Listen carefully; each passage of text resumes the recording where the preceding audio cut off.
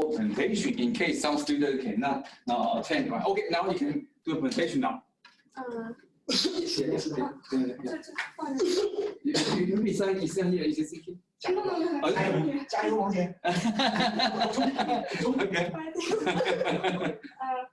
Okay, dear professor, we are the members of Group 1, and my name is Wang Shuwei, and he is Martin Yu, and he is Zhang Yijun. And now I'm going to start our presentation of our project, autonomous driving car, and inspiration from Tesla Autopilot. Okay. Nowadays, there are many automobiles are made and used by human beings.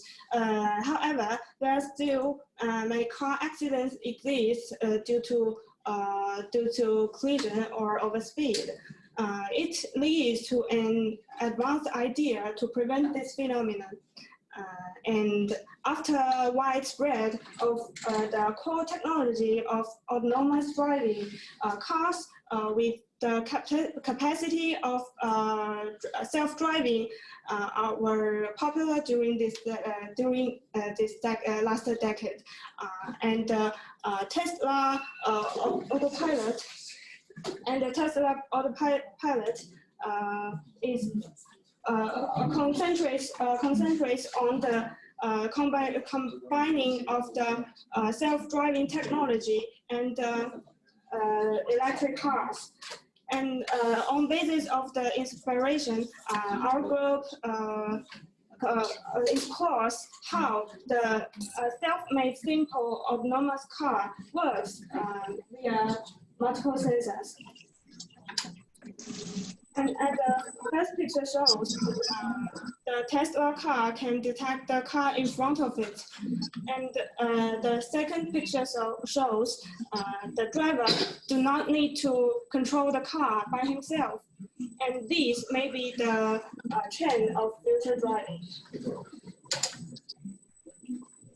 And here is a practical example of Tesla Autopilot.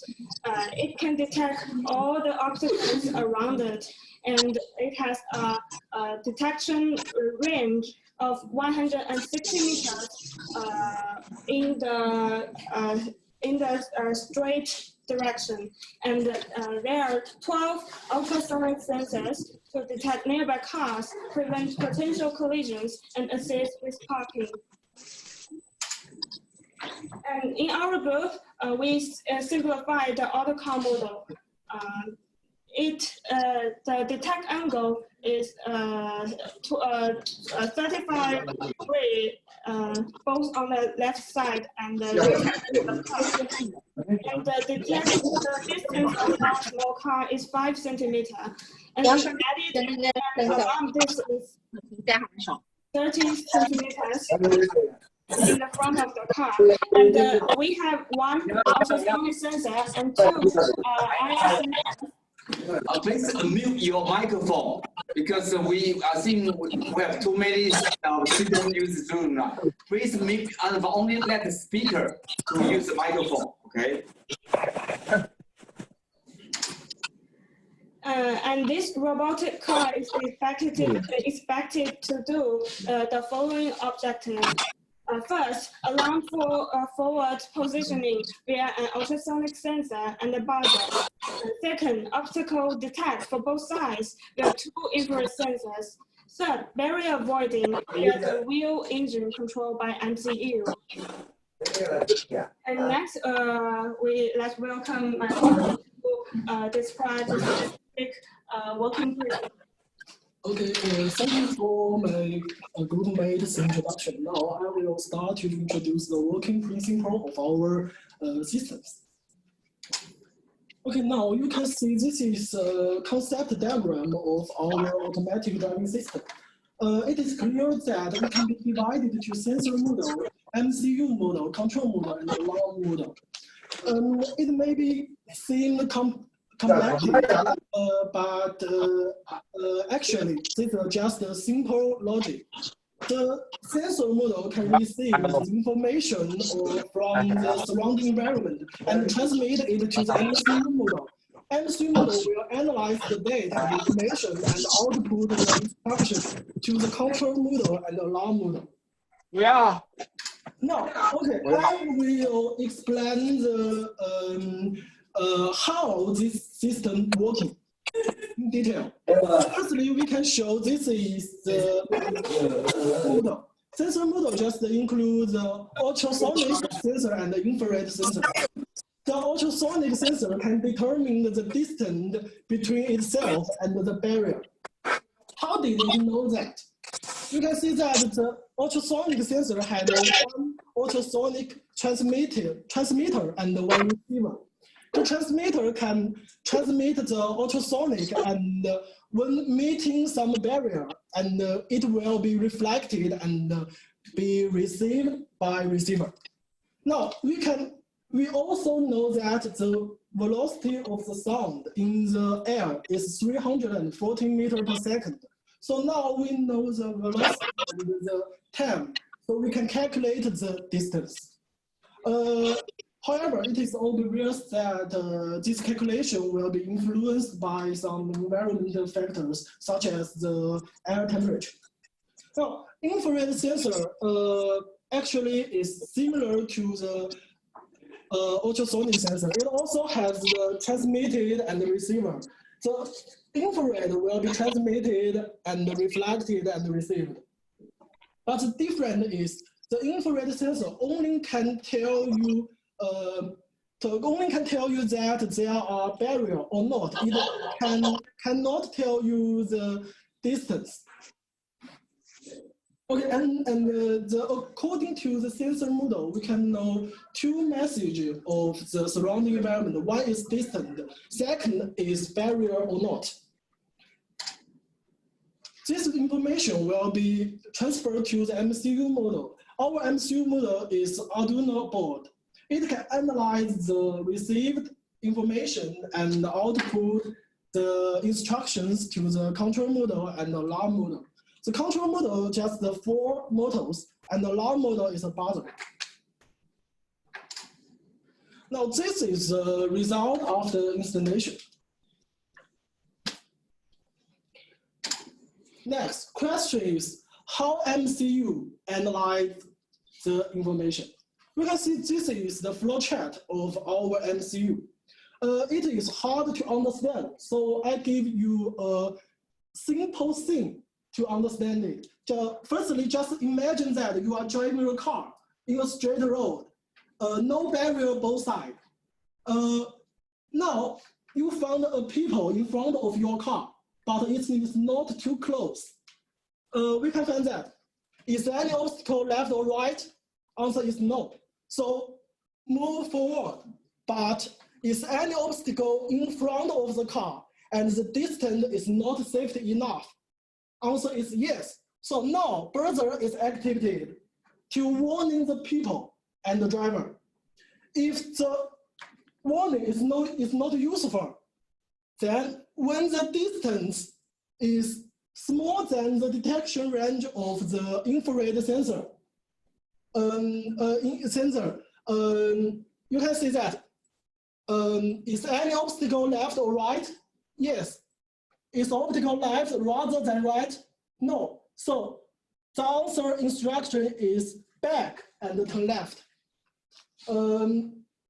Now, welcome my groupmate Jun to show the optimized design and the test result. Thank you. So here, the comment section is about optimization. The example, first example about turning. Firstly, let's imagine a human is trying to turn left. So usually we will fix our left feet and then step forward or right, left, and then we are facing left. But we are also move our body forward a little. And so we want to optimize this to decrease the possibility of cladding. So the solution is we fix the right one and then turn our left feet back. This also turn left, but we are not moving forward. So this is the first optimization to decrease the cladding. And the second is we increase the detect distance of IR sensor from 3 centimeter to 5 centimeter. If we go back to here, you can see this one. This one increased it from the 3 centimeter to the 5 centimeter. And I will show why we optimize the audio about this. And there are other, we also try other optimizations on the speed logic flow chart, the height obstacle, the surface of flow, the light environment, angle of position of the IR sensor and the ultrasonic sensor. It's all for make the test workable. Because for example, if the obstacle is too small, it can be censored by the IR sensor, and then our experiment is meaningless. So here comes to the video we want to show you. Can we show the screen to me? Then I'll unshare here, and then you can share your screen. Sure.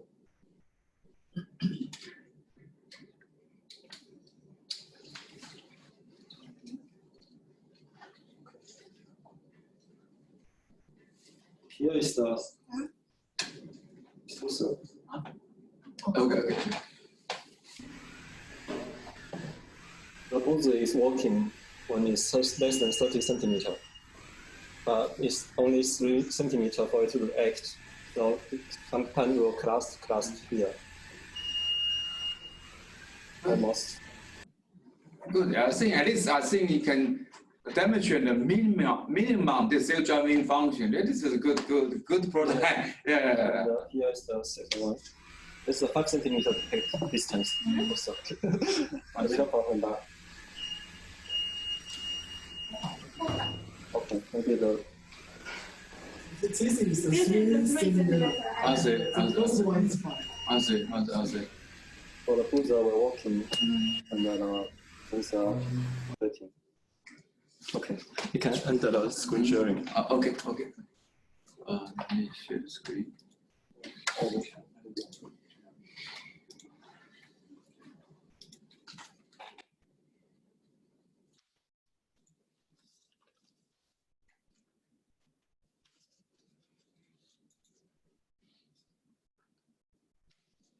So which side on the show? Going down.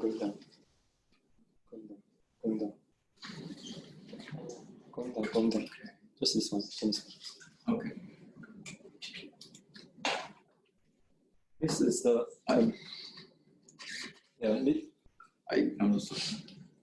This is the comparing pace diagram, 3 centimeter, 5 centimeter. You can see the motional area is and this means less crowding here. So we can have a conclusion. So to be proof that to set a proper upper limit of speed and increase the detecting distance could be a practical solution for the optimization, which can effectively extend the react time reserved for the automatic avoid obstacle system for the robotic car. This is still something about accuracy you can consider further, because the IR sensor we are using here would be effective by the lighting significantly, which means it can be used in the outdoor environment if the sunlight is strong. And the solution is to use the laser sensor, which will be less effective by the light, but it's much expensive and can be bought from Taobao. So we no charge. Which model do you use for this? Which laser sensor do you use? You mean the? Yeah, No. There's no. Oh, did you? Okay. Photo improver. And because we are now using the heavy shell to protect these components, so the effect of the speed and the inertia is not obvious here. The real car is very heavy, and the speed and the motion keep moving a lot. So this may be a more practical model, for the future. But to conclude, this is still robotic car is still the automatically avoids obstacle is still a feasible function. to make into practical use. The presentation is ended here. Any question you can ask us. Okay, thanks for the first group. So, more comment for the first group. Any question, comment? I have a question about this location of sensor, because I see that the testing location have some of the obstacles such as a door stopper. But did you think about to put your sensor in the lower level, or you can add one more sensor at the low level, also with the high level? Therefore, you can detect the obstacles at the small height, at the little height. Yeah. Because maybe about 10 to 20 millimeters. It will be quite difficult for the ultrasound sensor to detect. Therefore, you still crush the optical. This one. Yes. Yeah, but this one can be used to blocking. Well, I know this is a limitation of the resources. So just a comment. You can have one more sensor or multiple sensor. Yeah. We just this is just a small symbol to show show it is useful. So we have considered some maybe add some sensor. The first one is we just have two sensor, and secondly the ultrasonic sensor this one is not very useful. So why is it? Why? What's the problem? Some is work and some is One explanation is also this will affect significantly by the temperature. It's not the. It's very easy to. I see. Okay, I told you the one I bought is Arduino kit, right? It's this kind of component is only for demo for some of the education, right? Some of this self-driving car sometimes require much higher performance of sensor, so that's something. But it's good to see you show a preliminary working prototype. So I understand, the real 7-inch car for sure they will have to use much better sensor and the multiple sensor, and with what? With additional AI, right? And that cannot be implemented with our Arduino. But if you Google, you found people use Raspberry Pi, which can run those kind of Linux systems, so that you can have this kind of deep learning thing. Of course, if you use the one I recommend about that AIoT module from Shenzhen company, that has this kind of AI function in the chip, so that it be actually even better if you can. But that requires additional program. It's also take time. But I just say so that all the self-driving car need what? Have a multiple type sensor, right? With the camera, with infrared, with radar, and also LiDAR, and also this kind of GPS and main IMU, and plus additional this kind of AI function. So that is something, unfortunately, that is not easy for you to implement all these functions. But it's good to see you have some minimum feature. Yeah. Okay. So any question, comment? Did you say it's there at 30 angle degree? 35. 35. So why is it 35? It's not opposed. 35. Oh, so the angle, so the sensor angle is at 35 degree. Actually, at the beginning, we tried to block this by this one, and hopefully no this one. Right. But it's not working, so we have to. I see. Oh, good. Gradually, you can see, I think several companies in China try to make it kind of a mains LiDAR, so that I think it should be cheaper. The price. The one used by the Google. Wow, that's so expensive. Radar? Yeah, that's a mechanical rotating radar. But people in China, several companies really try to make the mains low-cost LiDAR now, including the one in Shanghai, in Shenzhen, and this one or two companies in Beijing. Oh, it's a fighting for this kind of business. So all the big companies, big giant companies put money in this self-driving car. So because that's a huge potential market business.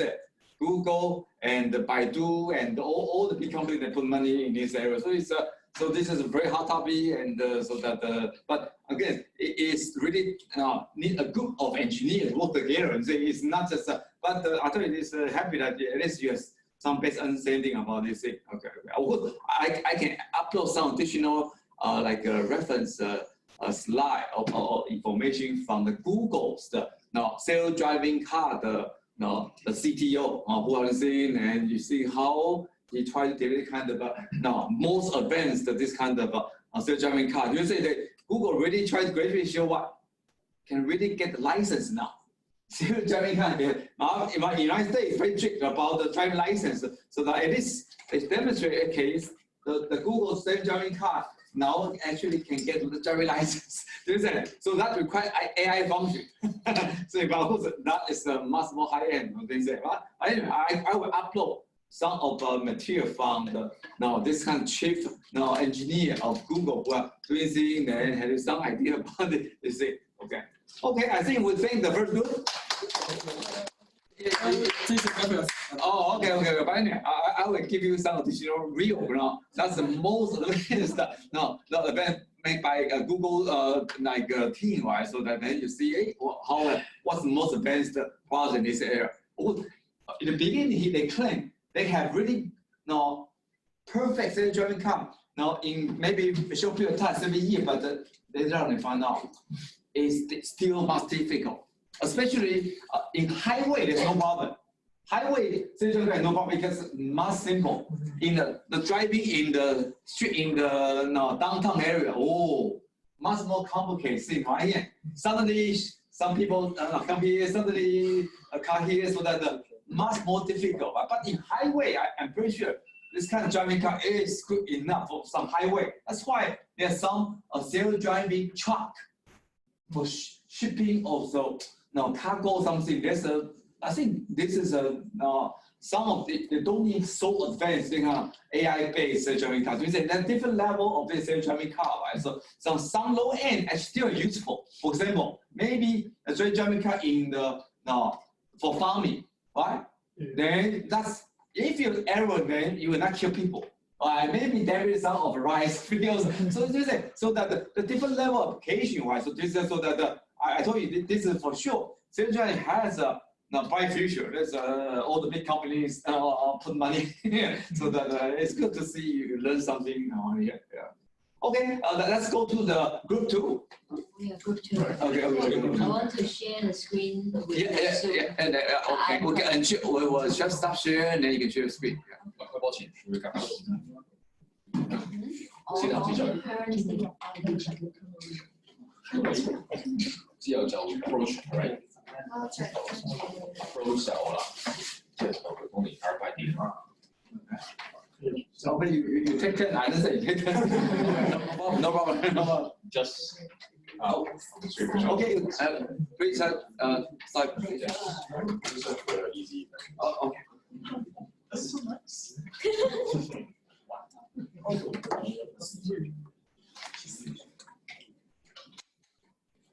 Okay, let me start. Sorry, I have a question. Yeah. Must we stand outside and do the present? Can we just sit down? Yeah, you can. No problem. No problem.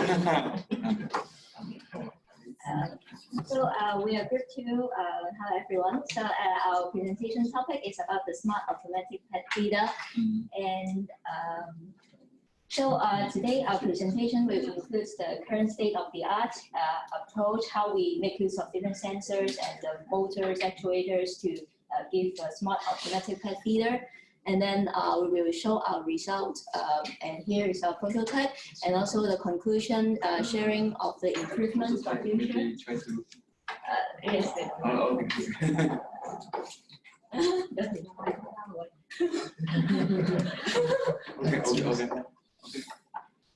You could mention they try to do adjustment. Okay, so here is the.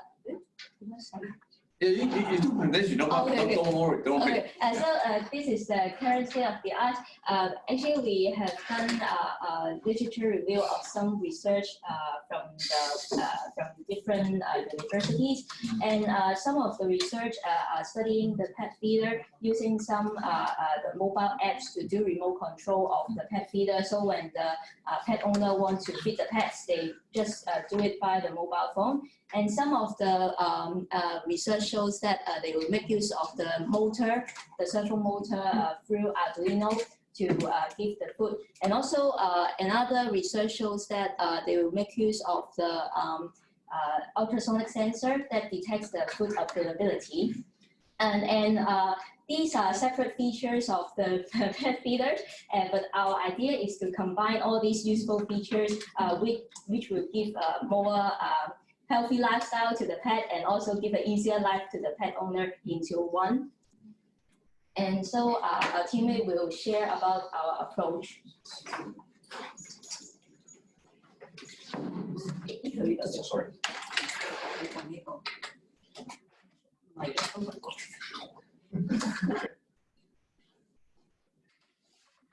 For the wiring connection, the string gauge and the motor is used 5 voltage, and the other device is used the 3.3 voltage, and the buzzers, RTC modules, infrared sensors, RFID, and this device is connected to the digital input and output pins, and only the LED is connected to the analog pins.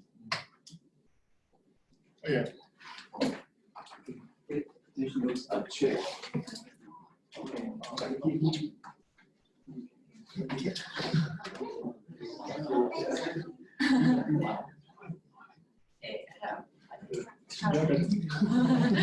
Great. And we come to the next part of the logic of smart automatic feeder. So this is just a general overview of how we thought about designing the logic for the smart food feeder. The first side on the left is to show the food storage checking, where it will use an infrared sensor to check if there's food in the storage tank. And on the right is the food dispensing logic, where it uses a series of sensors to identify different elements, but we will talk more about that later in detail. And now we'll talk about the sensors, that means our approach. The first part is the strain gauge and load cell. Before I talk about how to react with our project, I would like to talk about the working principle of this setup first. The load cell and the strain gauge is a sensor that can convert the force into the electron signal. The signal can be reflected as a change of current, voltage, or frequency. There are a number of kinds of load cells, such as resistive load cell and also the capacitive load cell. The load cell we use in this project is the resistive load cell. The resistive load cells rest on the principle of the piezoresistivity. The piezoresistivity effect is a change in the electrical resistivity of a semiconductor or metal when a mechanical strain is applied on a substrate. The resistive load cell is made by elastic material. When the load is applied onto the body of the load cell, the defects will occur on those strain gauge on the load cell. As the result, two of the strain gauge are in compression and the other strain gauge are in tension. If the force applied on the strain gauge is higher, the tension and compression applied on load cell will be higher. The deflection will change the resistance. If the load cell is higher, then the change will be greater. As this is the working principle of our strain gauge in the load cell. And however, when we use in this project, we need to do some calibration first. And in this project, because we separate our groupmate into different kind of sensor, and that means each of our groupmate responsible for different kind of sensor. For me, I'm responsible for the strain gauge and the load cell. Because at the beginning, we need to do this calibration, even though we have connected the circuit successfully. Because we need to change the calibration factor. At the beginning, the calibration factor of the sensor is 7,800. However, after I put the load that we note is 100 gram. That means this time I use the chocolate because I love chocolate. At the beginning, I can see the reading is about 5 kilograms. It's impossible, right? Therefore, I just try and error and try different kind of the calibration factor. And finally, I get the result is about 280,000, and this is the calibration I use in this project. So our pet feeder uses RFID, mainly radio frequency identification, to identify the identity of the pet. This technology uses electromagnetic field to automatically identify and track tags that's attached to the object. like a barcode, the tag doesn't need to be within the line of sight of the reader. So the RFID can be embedded into the tracked object. So for our project, we used the RC572 RFID reader, and the supplied voltage is 3.3 volts. And this is how the RFID reader connected to the Arduino board. So for the feeding mechanism, we use the servo motor to control the amount of food that gets into the bowl. So this is the white part there. And so we use it to connect it at the opening of the storage tank so that it can control how much food is released. The flap was controlled using a 3D printed part. So the servo motor uses a PWM pulse with modulation to control the angle of the arm. As you can see in the diagram, that is the basic principle of it. It consists of a DC motor, potentiometer, and a control circuit with proportional control for motor speed. That means when the servo motor is going to the designated angle, the speed will reduce so that it does not interfere with it. So this is also the wiring approach for the servo motor. It has 3 pins and it's arranged as so. For the infrared sensor is used to detect the food of the tank. In the sensor, it has a pair of infrared emitter and receiver, and it has an on-board protometer to address the sensitive. The detection range is around 2 cm to 10 cm. The angle is 35 degrees. This is the connection diagram to show the infrared sensor to the Arduino board and the LED light. This is the Arduino code to set the infrared sensor. When the sensor was focused, the LED will on and gently restart in every second. So the last part of our pet feeder will be the RTC and the buzzer. RTC is the real-time clock to be used for counting the time. So when it's time to feed the pet, it will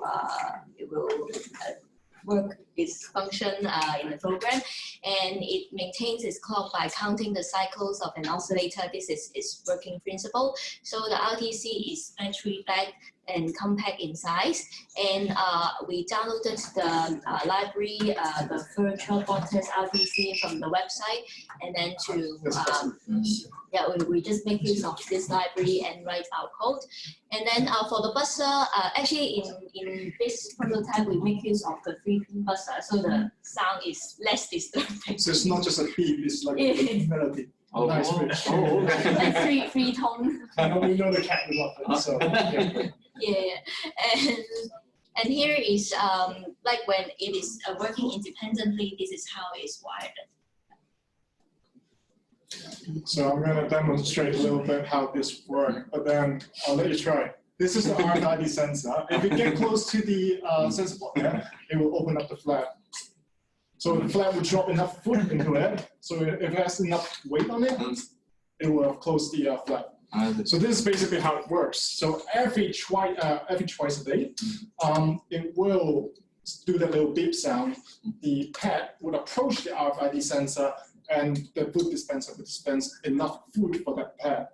So that's one of the obstacles that when we write this program is how we can fix the feeding time and how we can fix the amount of feed we give to the pet. So this is kind of like how logic goes, but then I'll keep it simple here. Basically, on the very beginning of the program, we have to check if the RIR sensor is active or not. So if you can see, if there's no food, the LED light is going to light up. If there are food, the LED light is going to turn off. So continue on the program. Basically, we go to that's a little sound. The RTC sensor will report the current time. So the buzzer would know is it the feeding time yet. If it is a feeding time, it would sound the buzzer. You can hear the little tune. So every 5 minutes, it would do the little tune to attract the pet to arrive to the pet station. So once the pet has arrived, the flag will open with and the weight sensor below it would detect how much food has been dispensed into the bowl when it reaches the 300 gram or whatever. I've written down 300 gram right now, but then this can be adjusted, of course. 300 gram of food, the flag will close, the pet will enjoy his food, and until the next feeding time, the buzzer will sound again. So this would happen again and again each day. So this is basically how the logic goes. So a little bit more about the sensors here. As you can see, this little sensor, it detects how much food left. But right now, we're doing like a little LED light. It doesn't mean a lot, but then it has a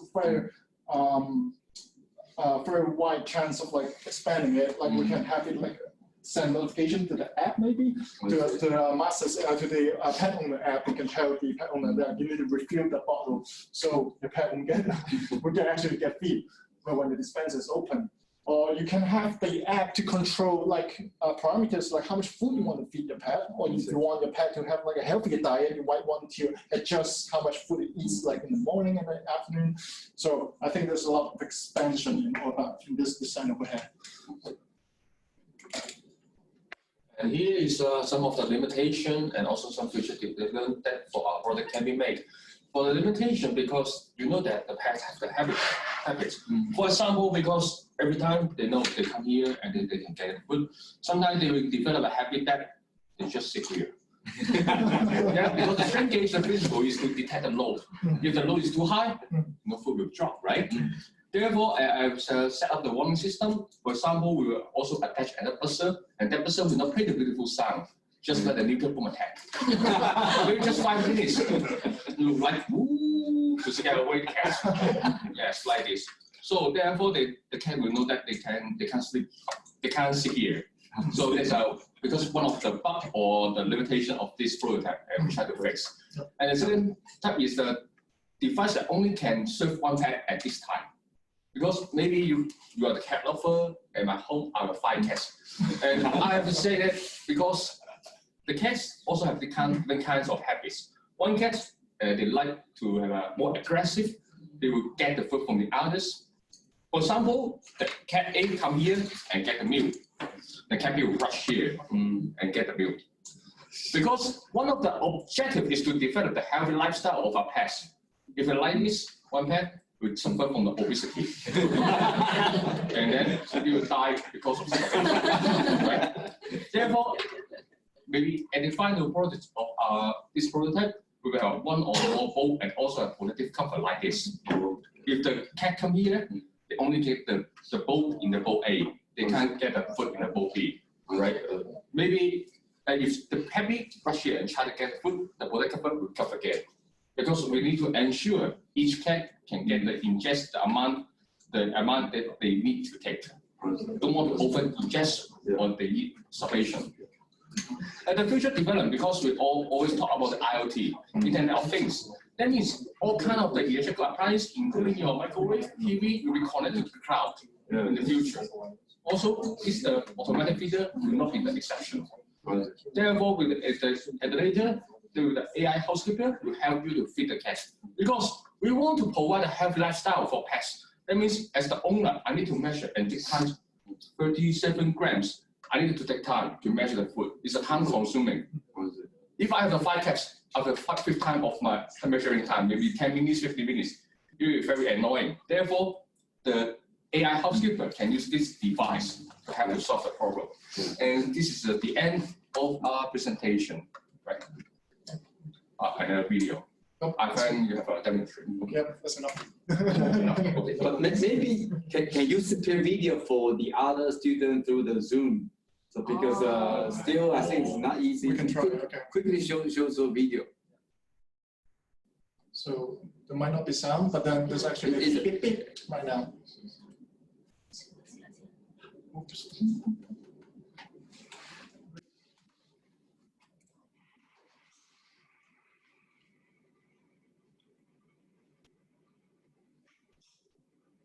I'll do it again so you can hear the little buzzer sound.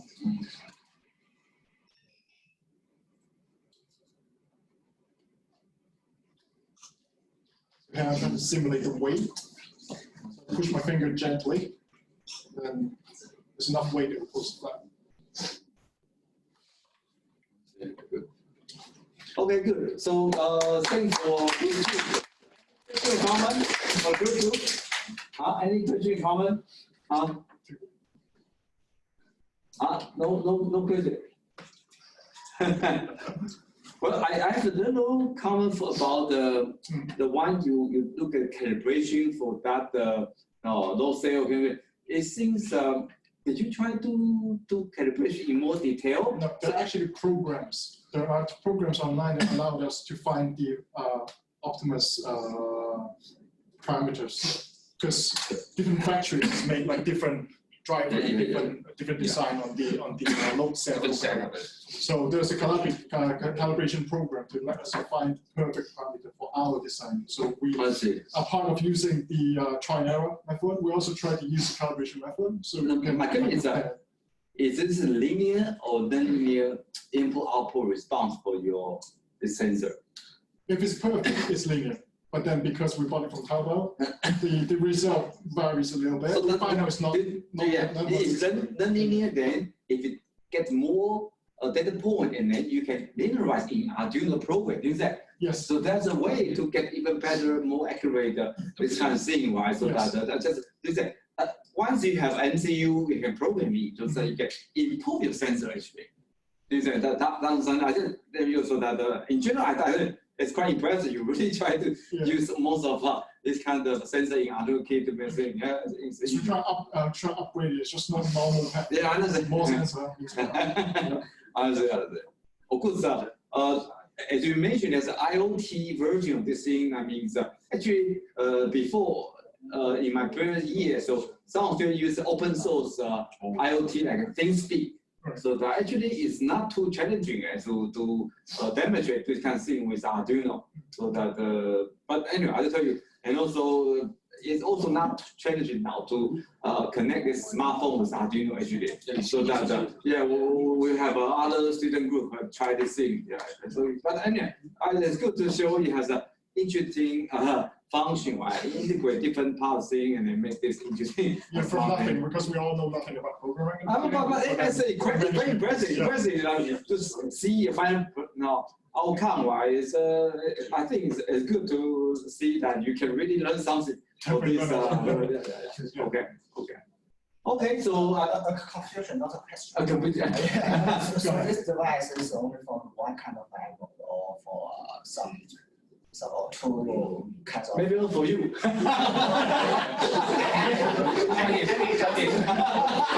burn the RFID. Yeah, I mean just more than two kinds of animals to use food, how to detect. Actually, RFID storage the kind of the text and also the age and also with the weight.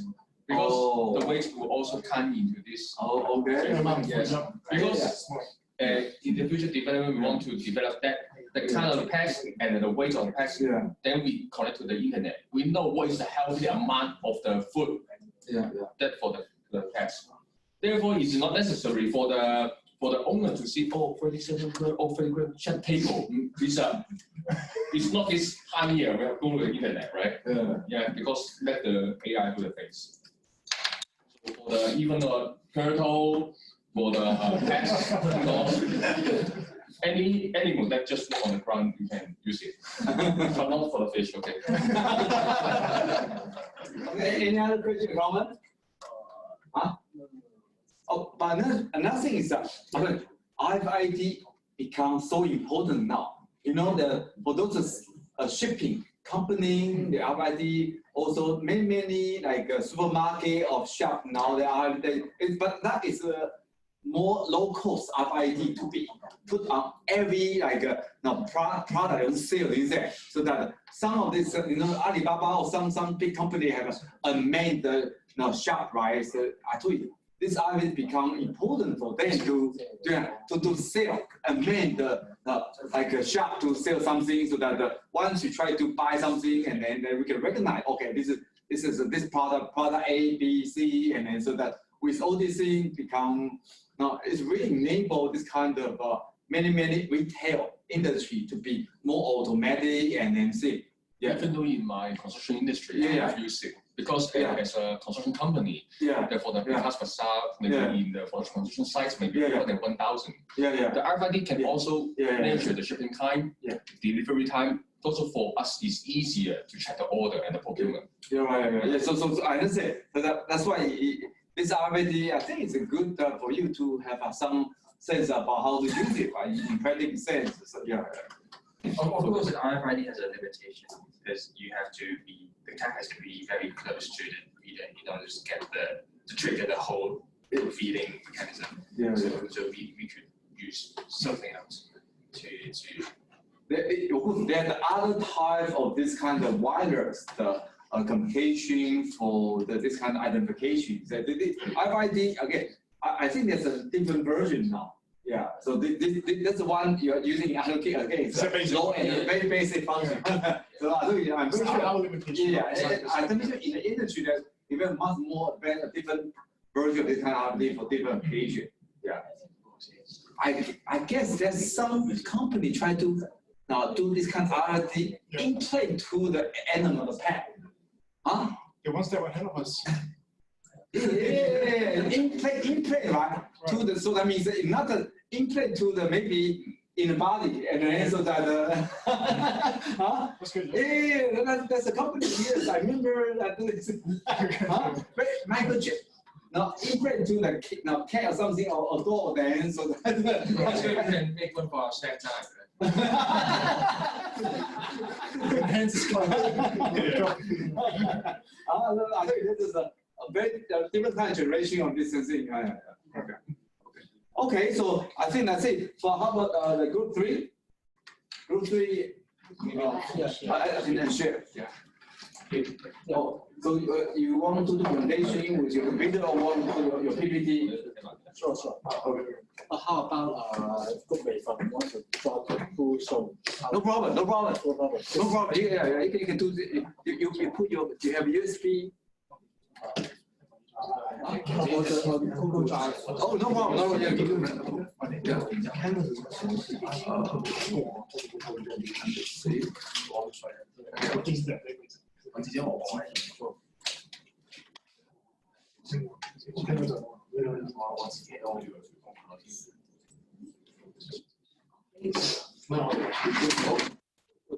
You try to.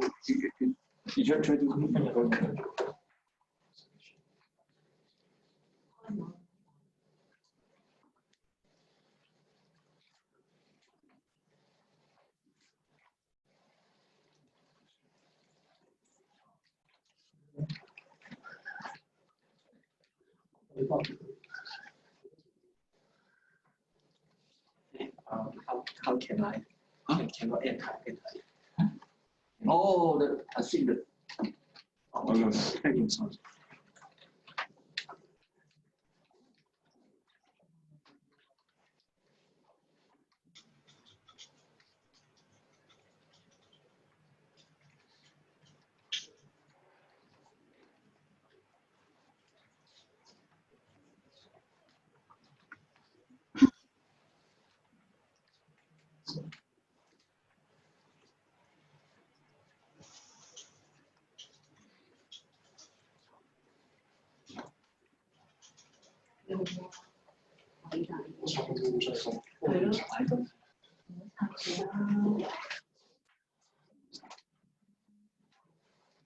In your construction industry, so I don't know what kind of sensor you're using now. RFID and any other more advanced sensor, whatever. I want to know. In your industry, you said you are working for construction industry. Yes. So, do you have some industry want to use even more like a sensor for this industry? Motion camera also because it's difficult because every day we need to count the number of workers inside the construction site. Therefore, because the program, I don't know why, they can detect the helmets yellow color, and then the CCTV will automatically count the people in this area. Therefore, we can know that how many people are working in this area. Because in the occupational safety, we are afraid that some of the workers will enter the some of the dangerous space. For example, those confined spaces, because in our construction industry, that enter the confined space without supervision, and also the permit is not allowed. Yes, something like this. Because I will have a 5-year project about the sensor for construction industry with UC Berkeley. So this is the 500 million Hong Kong dollar project with UC Berkeley for 5 years. So that I want to work with the vehicle. It's one of the big company in China. They are willing to think about the new technology, sensor, AI for the construction industry. And also for the easier one is because every day we need to get in the entrance and we need to wear the helmet. Some of the workers will not wear the PPE and the site. Therefore, we developed the camera, also detected they wear the helmet detector. I think it's a car detector only. When the people come in the construction site without helmets, the buzzer will alarm. And then the safety auditor will come. Yes. Okay. Let's welcome the next good presentation. Yes, we are group 3 and we have used the Arduino to. That's it. More relaxed. Okay. We have used the Arduino to build a automatic harm gas leakage detection system prototype, and it can automatically test the harm gas leakage on lifetime. And why we have to do this, why we are inspired to do so, because we have found that the aging problem in Hong Kong as a social structure problem, and 60% of Hong Kong population is elderly in 2016. It will be increased to 34% in 2066. So that the safe living of elders are concerned, and we have found that there is a critical issue of the gas leakage problem, and it will and a serious disaster will be derived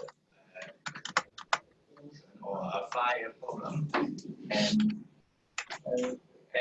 from the newspaper it is reported that there is an increasing percentage of gas leakage from this years, and also the gas leakage will be due to the aged stove and wrong position of stove, and so that we would like to have more engineering needs to test it.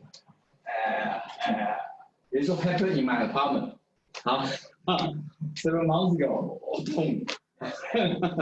Because now many prevention is taken, such as there is expiry dates of flexible gas tube.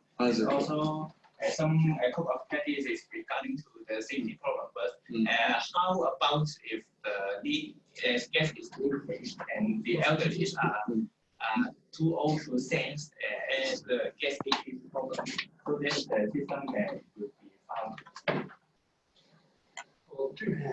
For the cutoff ppm reference level in an experiment, an IoT-based air pollution monitoring system was made by the above components, which will monitor the air quality over the web server using the internet and data and resource strength when the air quality goes down beyond a certain level. The MQ2 gas sensors can sense NH3, NO2, alcohol, smoke, carbon dioxide, and some other gases. So it is the perfect gas sensor for this air quality monitoring experiment. When connecting it to Arduino, then it will sense the gases and would get the pollution level in ppm. MQ2 gas sensor gives the output in the form of voltage levels and converts into ppm. The sensor would be given the value of 90 when there was no gas near it, and the safe level of air quality is at 300 ppm. When it exceeds the limit of 1,000 ppm, then it starts to cause headaches, sleepiness, and strain. Beyond 2,000 ppm, then it can cause increased heart rate and many other diseases. For the purpose of the model, the aim is control the exhaust fan turn on automatically. If larger the 300 ppm, the monitoring model is functional. So here are the list of equipment used in this project. And for the SIM 900A module, it is the Bluetooth module that can send the message to the designated user when the gas leakage is occurred over 300 ppm. And also the MQ2 sensor is used to detect the background ppm level. So this is the form diagram of our project. The power supply will be the computer, 5 volt by the USB cable. And the input will be the MQ2 sensor to detect the ppm. And the output will be those equipment functioning equipment, such as the fan, exhaust fan, LCD display, and the booster and the Bluetooth module. So this is how our actual wiring of our project, and it is shown in here, and the real example. For the experiment procedure, the experiment is set up to test for the functionality of the circuit. As the carbon monoxide spray is very expensive, we use the candle to produce carbon dioxide to simulate the gas leakage condition. Before the candle burns, the ppm value is below 300. Firstly, the candle is burnt and enclosed in the cup to trap the carbon dioxide gas produced by burning candle within the cup. Then the MQ2 sensor is immediately placed under the cup for measuring the ppm level. The ppm value is over 300 ppm in the cup, and the circuit is operating. So sorry, we do not have the real example in here, but we have prepared a video, then you can see how it functions.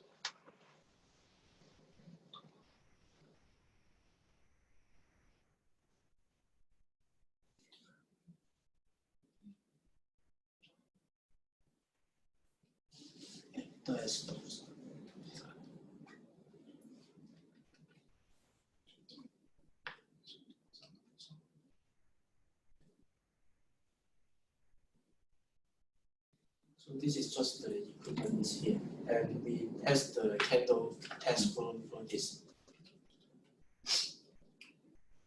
So this is the temperature when the condition over 300 ppm, and the fan will start.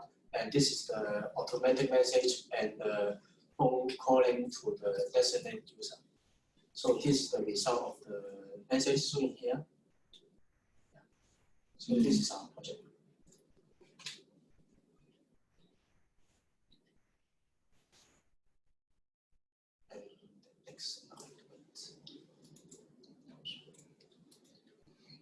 So this model can be applied as a security system in homes and hotels.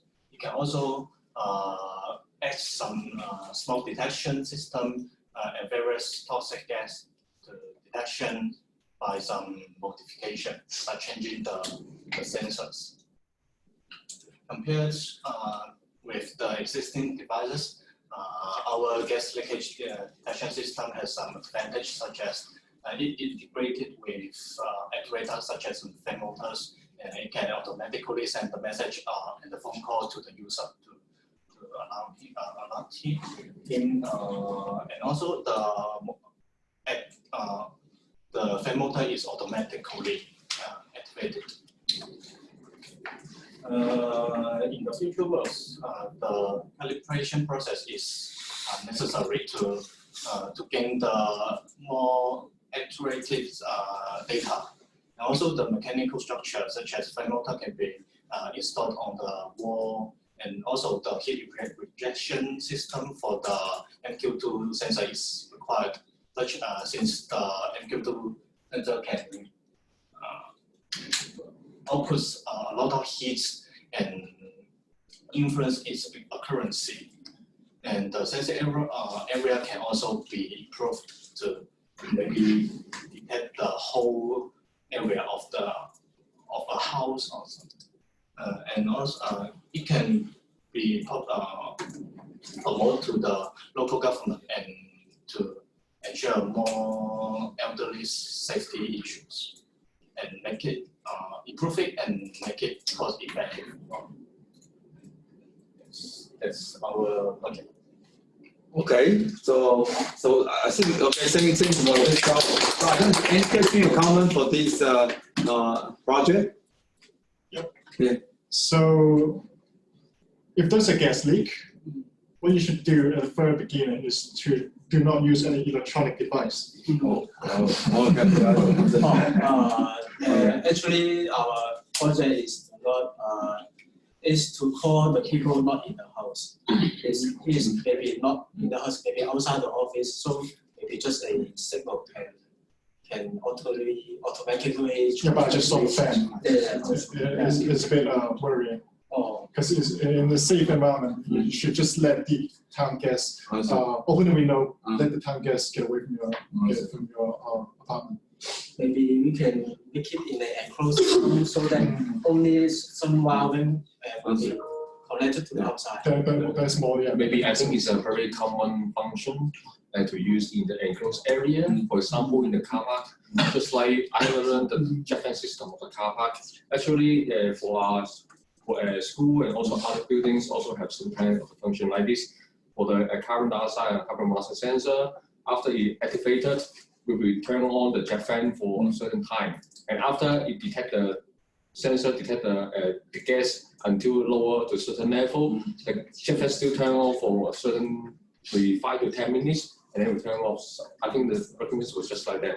I think it's a robust design because we have the very traditional design to support. So I think it's okay. So any other question, comment? I also want to ask about this issue. I don't know if the other country or region has some better this kind of way to ensure the safety of this kind of system. In Hong Kong, I don't know, government have any regulation about this issue? EMSC or something about this safety issue? Because leakage, I don't know.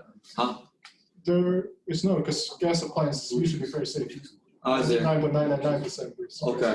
If there's a malfunction, usually it doesn't work, but not very much. I think in building development also have some of the guidelines like that to talk about the gas sensor and also the Japan circular system, especially inside car park, because for the car park normally we located in the basement.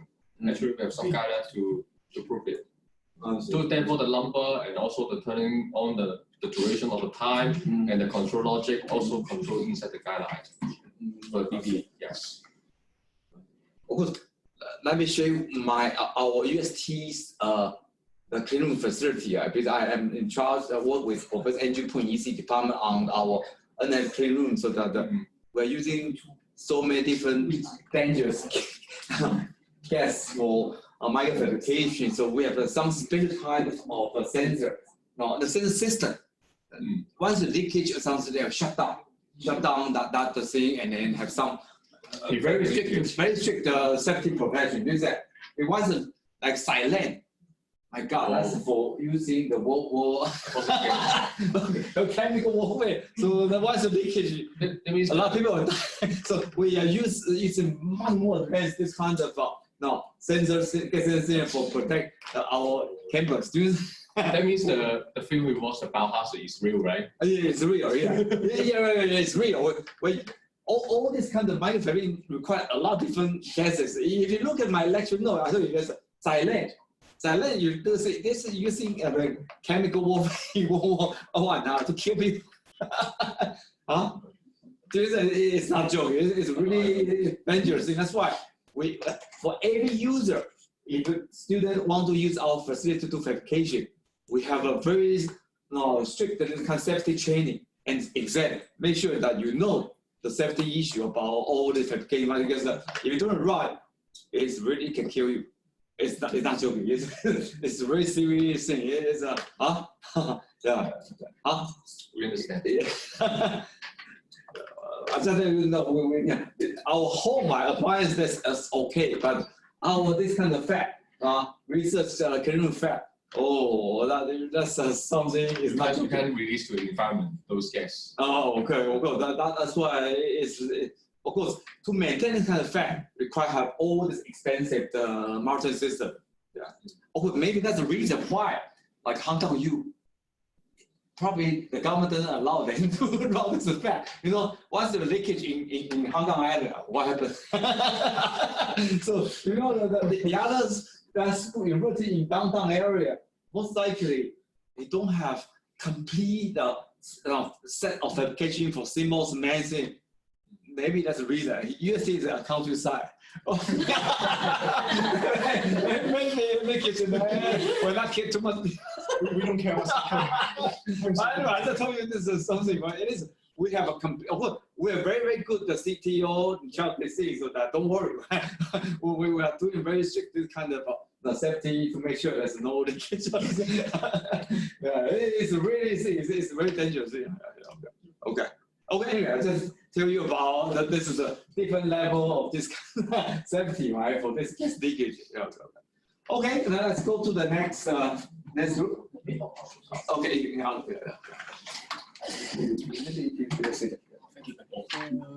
hello, can you hear me? How is the release? Yeah. Okay. Huh? Yeah, you can if you some other things. Yeah.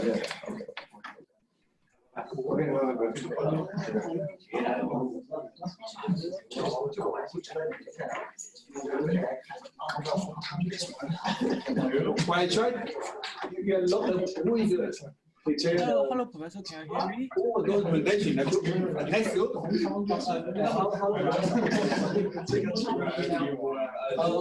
wait just kind of online. Okay. Yeah. Okay. How about the next group? I don't know. Hello, Professor, can you hear me? Yeah. Let me see. I try to. Can you share your screen?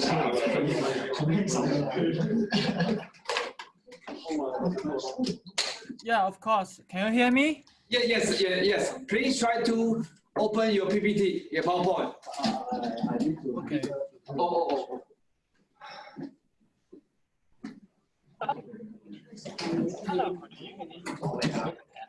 Okay, please try to give the presentation now. Can you hear me? Yes. Can you hear the voice from the video? Yes. Okay. Hello, good evening, Professor and colleagues. We are Group 5. Our Arduino project is a system color detector for colorblind people. My name is Kakon Loy, and it's my pleasure to present our project. Our whole project will be divided into 4 pieces: introduction, the project explanation, future works, and conclusion. So let's begin with the first part, introduction. In this part, we're going to have a brief background issues there. Color blindness, as I know, is a color vision deficiency. It's a visual disorder which caused by the genetic. And according to the statement from the World Health Organization, there's over 9% of people who carry this kind of genetic, and which means every 12 people, this one got this lucky. And this genetic is also in relation to the gender. Men have the much more possibility to win this game, to win this genetic. There are only there are about 90% of men have some form of color blindness, but there's only 0.5% of women have this genetic. So given all of it, there are over 300 million colorblind people all over the world. And it's basic knowledge that as long as you have color blindness, you cannot even drive. There are 300 million people don't have the right to drive, and they are born with that. It's kind of brutal for them, isn't it? So, based on these truths, we came up with an idea. How about we design a microelectronic machine learning system device via Arduino to help those people to recognize the color? So let's go to the second part, our project explanation. Our assistant color detector operates by the detector the color of the traffic lights and then broadcast the real-time information and the conjunction with speaker for the colorblind people. When the imaging detector detects the color of the traffic lights, the analog signal will be processed to Arduino as an input, and then the analog signal will be translated as output from Arduino to the voice correction model, the speaker. However, in practice, in real times, we can have this kind of the color traffic light signal from the traffic systems. It's much easier to operate. And also it will be from the road broadcast system to the colorblind people. Furthermore, instead of the report the color with a vocal sign signal, we also plan to use our LCD screen to provide this detector result by showing the feedback under the capture picture. And the program language which we use for the color discrimination is Python. Python is, as I know, is a very powerful high-level general-purpose program language. And this language conjunction and object-oriented approach to help program will write clear logical code for small and large-scale projects. Furthermore, now the most of small-scale machine learning projects use Python for the logic control. So do our project do. In the left hand is one part of our coding for this project. This code help us. We use this code into the discrimination process, and as you can see, it's so let's see how our project functional. Like what I said, here is our whole Arduino system. The Arduino will get the analog signal from the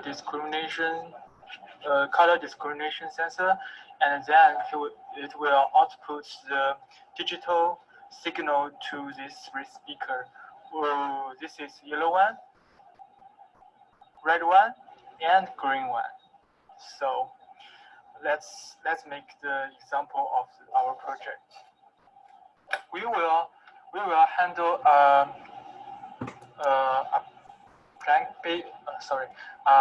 white paper which is three different kind of colors on it. It's going to be like the yellow, green, and red. And we will see what's going on. So let's begin. The sensor, wait a minute.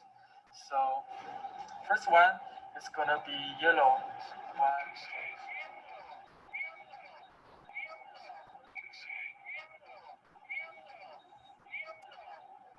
And then it's going to be the green one.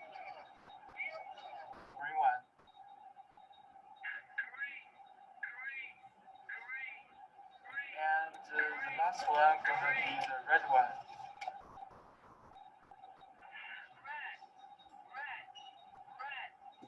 Okay, here's our project. And this is our project, and as a result, we also output the specific number of our operation. Like we not only test the green, yellow, and red, we also test the purple, the blue, which one is much easier to mix. And it turns out our accuracy is very okay for this moment. As shown in this graphic, the combination of OpenMV and Arduino makes the recognition accuracy of the light of different color very high, and the discrimination degree is also very high. The device could be helpful for the color blind people drive a vehicle safely in the street, I suppose.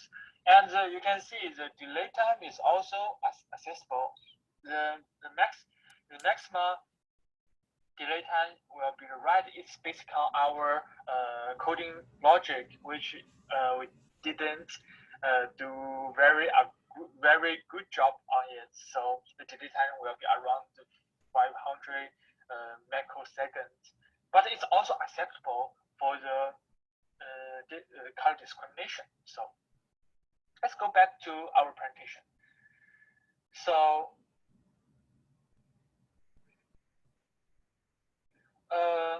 as you can see that our project can provide the user as a basic function of the color discrimination. However, there's also a lot of improvement we can do for it. As we can see, yeah. First of all, it's gonna be the improvement of the accuracy. As I showed before, the accuracy of our project is good, but it's not so good. It's around 95% or over 95% of the accuracy. But in real times, we cannot even have this chance to detect it wrongly because it's live. It's in lifetime. So based on this we choose the two kinds of improvement we can make in the future. First of all is the recognition of the traffic lights where the vehicle are in motion, which is very easy to understand because like the vehicle and the traffic light is relative in motion, so they move. So it's kind of tricky for the machine to detect the moving color. So, but we also have found some solution for that. It's like we can use different accuracy and the three from different to help with that. And the second one should be the image loss reduction and the expression processing. In the process of image processing, use a lot of factors that will be losing during the transformation. Because the transfer protocol we use for this project is TRL, which is the basic one. They only can transfer the data one by one, which is not so good and easy to lose data during transportation, which also cause some of the detect wrongly. So, and basically on this, we read a lot of reference and paper, see what will help us with this kind of logic and this function. So majorly, we read the tracking traffic signs in video sequence based on the vehicle velocity from the Dr. Yakimo, and the faster and accurate deep network learning by exploring linear units from the Professor Thomas. And during this reference, we learned a lot about the machine learning. So, which is in the future, we can make improvement to improve the performance of our Arduino project. And the third part we want to improve is the size of our Arduino. It's like in real times, we don't have such a big place to place this kind of device because it's not even can put into the vehicle. It's kind of too hard. And in the future, maybe we can use the microelectronic machine system improvement. We can reduce the size of our prototype to install this in our automobile data log. And even in the future, maybe the technology will help us to put this whole system in the glasses, which is much more easier to carry on and operate, right? So this is our future design. If you can imagine that if every colorblind people wearing this kind of glasses, how the world could be. I mean, there's no color blind anymore. Everyone is the same. Everyone has the right to drive, and everyone is happy, right? And as I present, we did set up a system for capturing and recognizing the color of the traffic lights in a region using the OpenMV and Arduino to control the camera and speaker, respectively, to implement the function of the colors to speech conversion. Our system identifies the colors of specific range of interest in the imaging captured by the imaging device, and compared to the using single color sensor, more information can be obtained in our system, which is conducive to subsequent information processing and can improve the system anti-interface ability. However, the cost of the no one is perfect. So the major issues about our product is cost too much money. It's too expensive, and the cost of our solution is relatively high. Using two control devices at the same time, the result in a large volume and fixed ROI may cause the situation of the identified no traffic lights. So the user experiments and the application scope can be improved in the future. And as I said before, the first goal of us is reduce the size and make it easily to carry on. And the second is to use the artificial network to help our project to identify the color much more specific. So that's our project, and it's my pleasure to present it to you. Yeah. Thank you for your attention.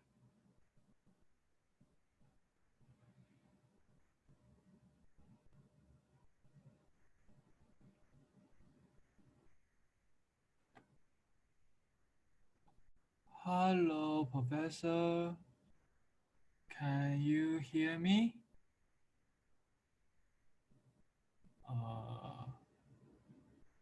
Any question?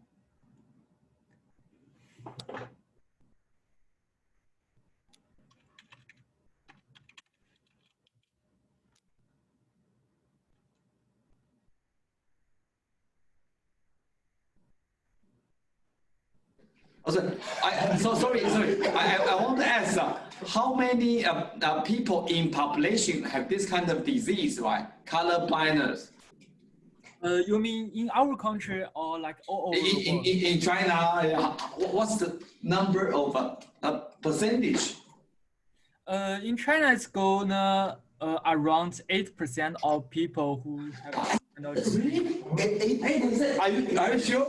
Color weakness, not necessarily color. Okay. Color weakness. 8% is huge. Actually, this should be very helpful for blind people. So blind people can actually know what they're wearing, what kind of clothes they're wearing. So it's not just for color blind. Okay. Of course, for me, because I not only want main sensor, I also want some bioman device or some DNA infection. So I have to think about, is any possible we can use new biotech to treat this kind of disease? For example, if this is related to DNA, like mutation or something, can we do some DNA therapy, something to treat the disease? You know that? So then you don't need a device, but not require additional research, right? To see how have a new medical technology to treat this kind of a problem, right? I have a little different people. Yeah. So okay, any other question comment for this project? It's quite interesting to see your idea.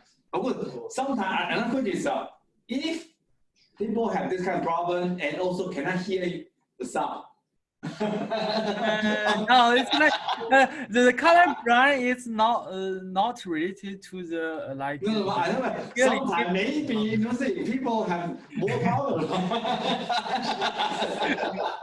Yeah, so yeah, that's why I'll also present like maybe in future we can present the result of our discrimination on the LCD screen. Okay, yeah. Also The available. Yeah. I see.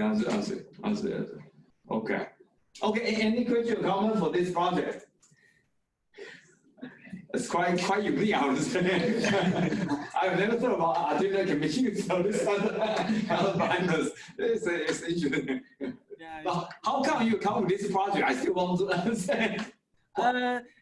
At first, because we read the project you sent me for the last year, the blind for the assistant detect for the blind people. So we thought maybe there's also some need for the color blindness, like color discrimination. So yeah. Whenever people have some problem, right? Handicapped people, no hand. People, no hand. How can we keep on? This is. So Hawking cannot move. Use your eye to do that. So once you handicapped people, then you need all kind of different device, right? Help those people, right? This is it's a real issue. Yeah, I understand this is a real issue. Yeah. I see. Okay, I understand this group. Then let's go to the next group. Okay. So Thank you. Okay. How about the next group? Let's go. Let me see. Oh no. Huh? Should be here. Next group is that here? Oh, okay. So, huh? We do have one more. A lot of challenger. A lot of students like a pet.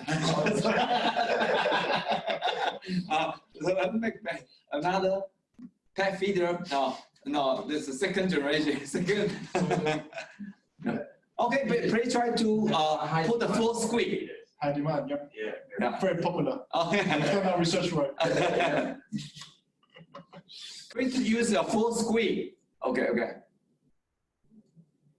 Okay, and please go ahead to do a presentation.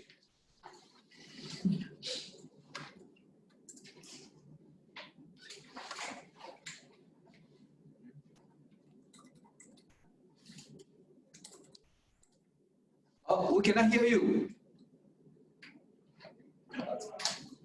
Hello, can you? Huh? Oh, maybe you mute them. You. Let me see. Okay. Let me see. You have to scroll down. I think it might.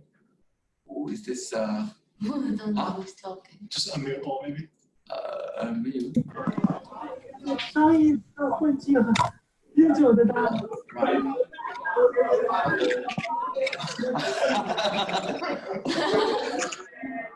为什么要讲？ Ask him to type his name. Let me see. Oh, Yu Bao Han. You okay? You okay? You not unmute. Okay. Hello. Hello. Can you try to restart your presentation? Sorry, we cannot hear you. Hello.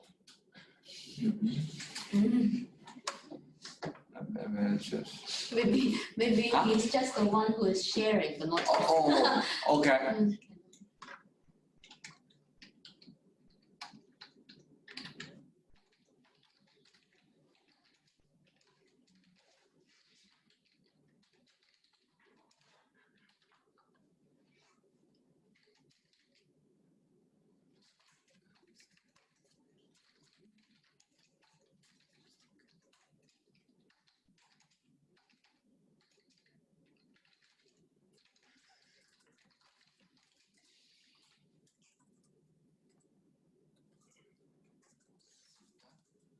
我在为 Providence 没已包含。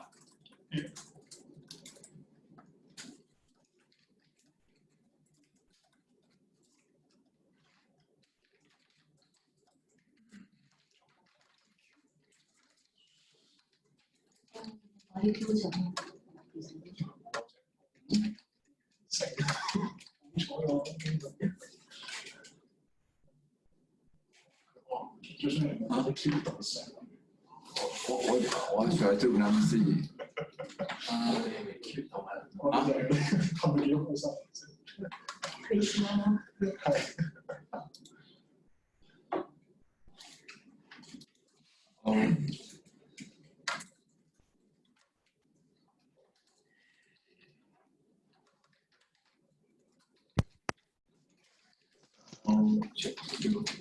？So can you hear me right now? Hi. Hello? Hello? Okay, now we can hear you. Okay. Can you restart your presentation? Go to the beginning. All right. So hello everyone. We are group number 5, and our project is pad feeder, same as group 2, but actually we are quite different. We have different functions. So first, let me quickly introduce the background. During the long vacation, many people have planned a short trip earlier. At this time, nothing worries more than the pets left at home, compared with sending them to a strange environment for foster care.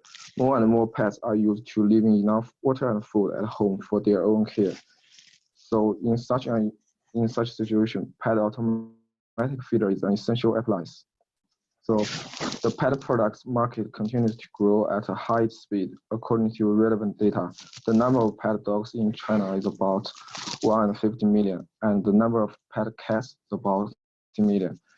This data is a trend of growth. And now let's see some existing products. First one is PetU pet feeder. Local version cannot be controlled remotely, and it's about 300 Hong Kong dollar. Next one is Feedwell pet feeder with Wi-Fi remote function, no camera. The food basin can be manually retracted and ejected. It's about 600 Hong Kong dollar. And the last one is the Home Run pet feeder. 2 versions. First, Wi-Fi only version, and the next Wi-Fi and camera version with touch panel, automatic push-pull function, and waiting function. It's the most complete product on the market at present. So the price of Wi-Fi only version is about 800 Hong Kong dollar, and the price of Wi-Fi and the camera over 1,000 Hong Kong dollar, which is really expensive. And let's talk about the capacity. Capacity can be considered to be the first important factor when choosing feeder.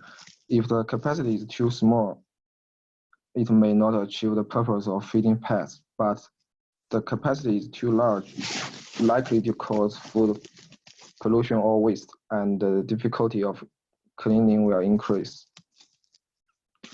So, however, the capacity of pet feeder varies with the variety and body type. So, next topic is the appearance and material. Nowadays, the appearance of feeders on the market is mainly divided into square and cylinder. It's worth nothing that dogs are naturally fond of beating round toys. So in order to avoid dogs miss feeders for toys, users should try to choose square feeders. At the same time, the feeder should choose a lower center of gravity, which can effectively prevent pets from pushing over the machine. And the last topic is the accuracy. Many owners want to provide food for pets regularly. In such a case, the accuracy of automatic feeder is critical. Sorry, that's the last part is app. As a smart home appliance, the key role of the relative app is undoubted. Now, here is the schematic of our pet feeder.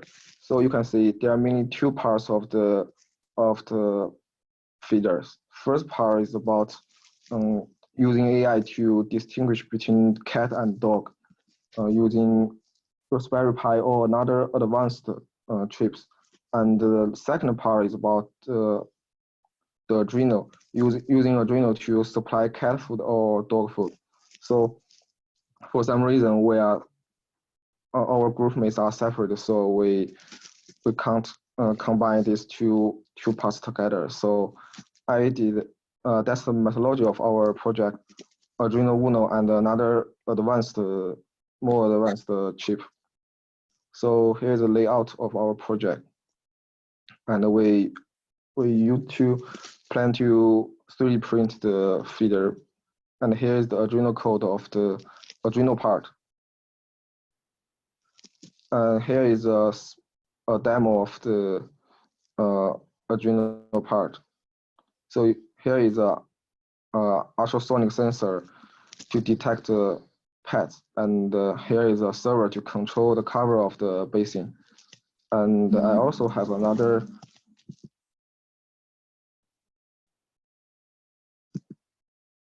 video to show the real cat.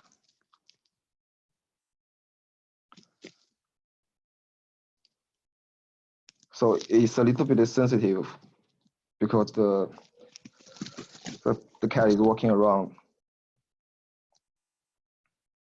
and then when the cat come close, start eating. And the cover will automatically close after a certain period of time, so that the pet cannot eat too much in one time. So it will close automatically later.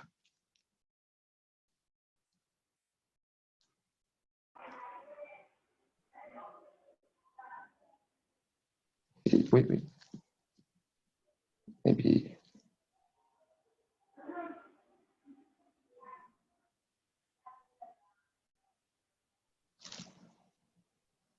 I think he ate too much.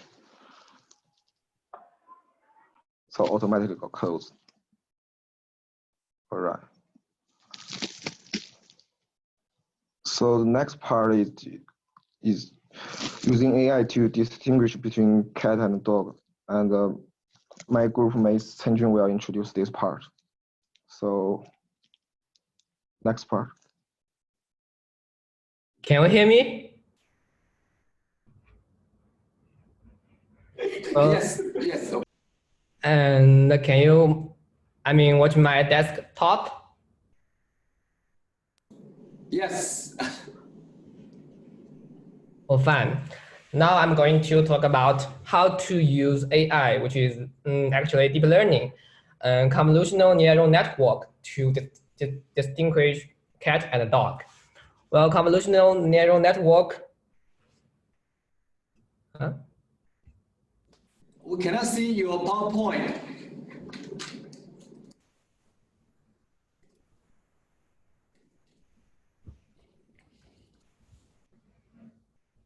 Can you see my desktop? Okay, now, okay. Well, well, now I'm going to talk about how to use deep learning, which is convolutional neural network, CNN, to distinguish cat and dog. Well, before talking about CNN, we should know something about neural network. Well, and this is a very typical neural network architecture, and it looks very complex. Actually, it isn't. So this is Z1. We can consider this as an input, and this line is a kind of weight. Actually, is another kind of number. So we just multiply them. C1 multiplied by weight, we get a number, and this number will flow into this node. And we have C1, C2, and many Z multiply their corresponding weight, and they all flow into this node. And this node will add them together, and we got the output Y1. So this is how basically a neural network works. So why we need neural network? Actually, it's very easy. It's used to classify something. For example, if we want to find a straight line or a plane to classify the blue curve and the red curve, actually, we can't find a straight line in this plane to separate them. For example, it can be because some parts of red curve is on the same side with the blue curve. It's kind of so definitely we cannot find a solution. But if we using neural network, the blue curve and the red curve will be distorted into a highly dimensional room. So they will be distorted. And in this room, we can easily find a plane to separate them. So this is why we need a neural network. Just remember, it's used to classify something. So our purpose is to find a best group of weight. So the output is very similar or just as same as the real output. So how can we find such weight? And it's used the back propagation, which means our neural network's output is definitely different from the real output, and there will be an error, right? And this error will propagate from the end of the neural network to the beginning of the neural network. And for each weight, there will be an error, and the weight will be updated according to this error. Then the error will be less and less. Finally, if we find the minimum errors, and the job is done. So NN is used to classify something, but actually we can use NN to directly classify cat and dog. However, in computer vision region, I mean, the image is too big. It contains 2 pixels. For example, 200 by 200 image, it will have 20,000 pixels. So, and this, if we consider every pixel is one node in neural network, the calculation amount will be too large, and no computer can afford such big calculation. So we needed to use convolutional neural network, CNN, to extract features of the image, which means we use some features of this image to represent this image. So let's talk about convolutional layer. Well, it's actually very easy. First, we have to find a filter, just like this, a 3 by 3 filter, and there is a number on each block. And this is the input layer. We can consider it as an image, and this is 1 pixel, 1 pixel. And next we have to do is to find the region which has the same size with this filter. Well, this filter is 3 by 3, so we have to find a region which is also 3 by 3, just like this blue rectangular. It's also 3 by 3. So this filter and this region can be overlap, right? And then, I mean, every small block will be overlap. And then we multiply the value of every overlap blocks. For example, -1 and 0 is overlap. So we multiply them. It's the first component.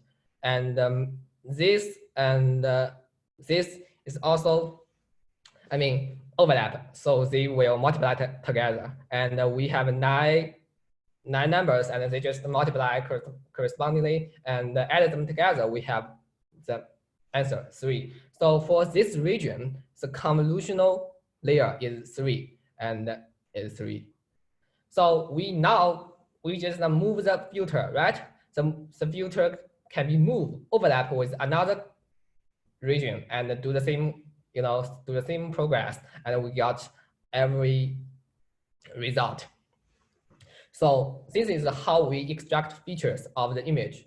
So why this kind of calculation, I mean, can extract features, is because only the region which has the same feature with this filter will get the big, number. Just like this. This one begin from the bottom left to the upper right, and this filter is also from the bottom left to the upper right. So their feature actually is the same. If their feature is the same, the result will be very large. If their feature is different, for example, like this, their feature is different, the result will be very small. So this is how convolutional layer to extract features. And usually after a convolutional layer, we have a max pooling layer. It's used to reduce the calculation amount even more. It's very easy actually. We divide the whole picture into 4 parts, and for every part, we find the maximum value. For example, 1156, we find the maximum value is 6. So it's very easy actually. So now, based on this technology, we can build up a typical CNN architecture like this. Convolutional layer, maximum pooling layer is just like a block. And then we have 3 such blocks to extract features. Now the features of the image we have extracted, and then we just add a fully connected layer. It's just the normal NN we have discussed before. Neural network is used to classify something very easy. So the features is to NN to classify. And then finally, we have a softmax layer. It's nothing, but just give the possibility of the each class. For example, we have cat and a dog. He will give the possibility of the cat and the dog. So this is typical CNN architecture. And so we have used some calculation frame to realize our model. And the TensorFlow can be, I think, is the most popular open source platform for deep learning. So I use TensorFlow at the beginning. And the model architecture I have discussed is very similar. And the convolutional layer, I have discussed that it will have features, right? But for one convolutional layer, there will be more than one filter, and each one filter will extract one kind of feature. So the first convolutional layer, we have 16 filters, and the next 32 filters, and the third convolutional layer is 64 filters. And then we just extract the features and fully connected layer and the softmax layer. So this is the result. It's a dog, right?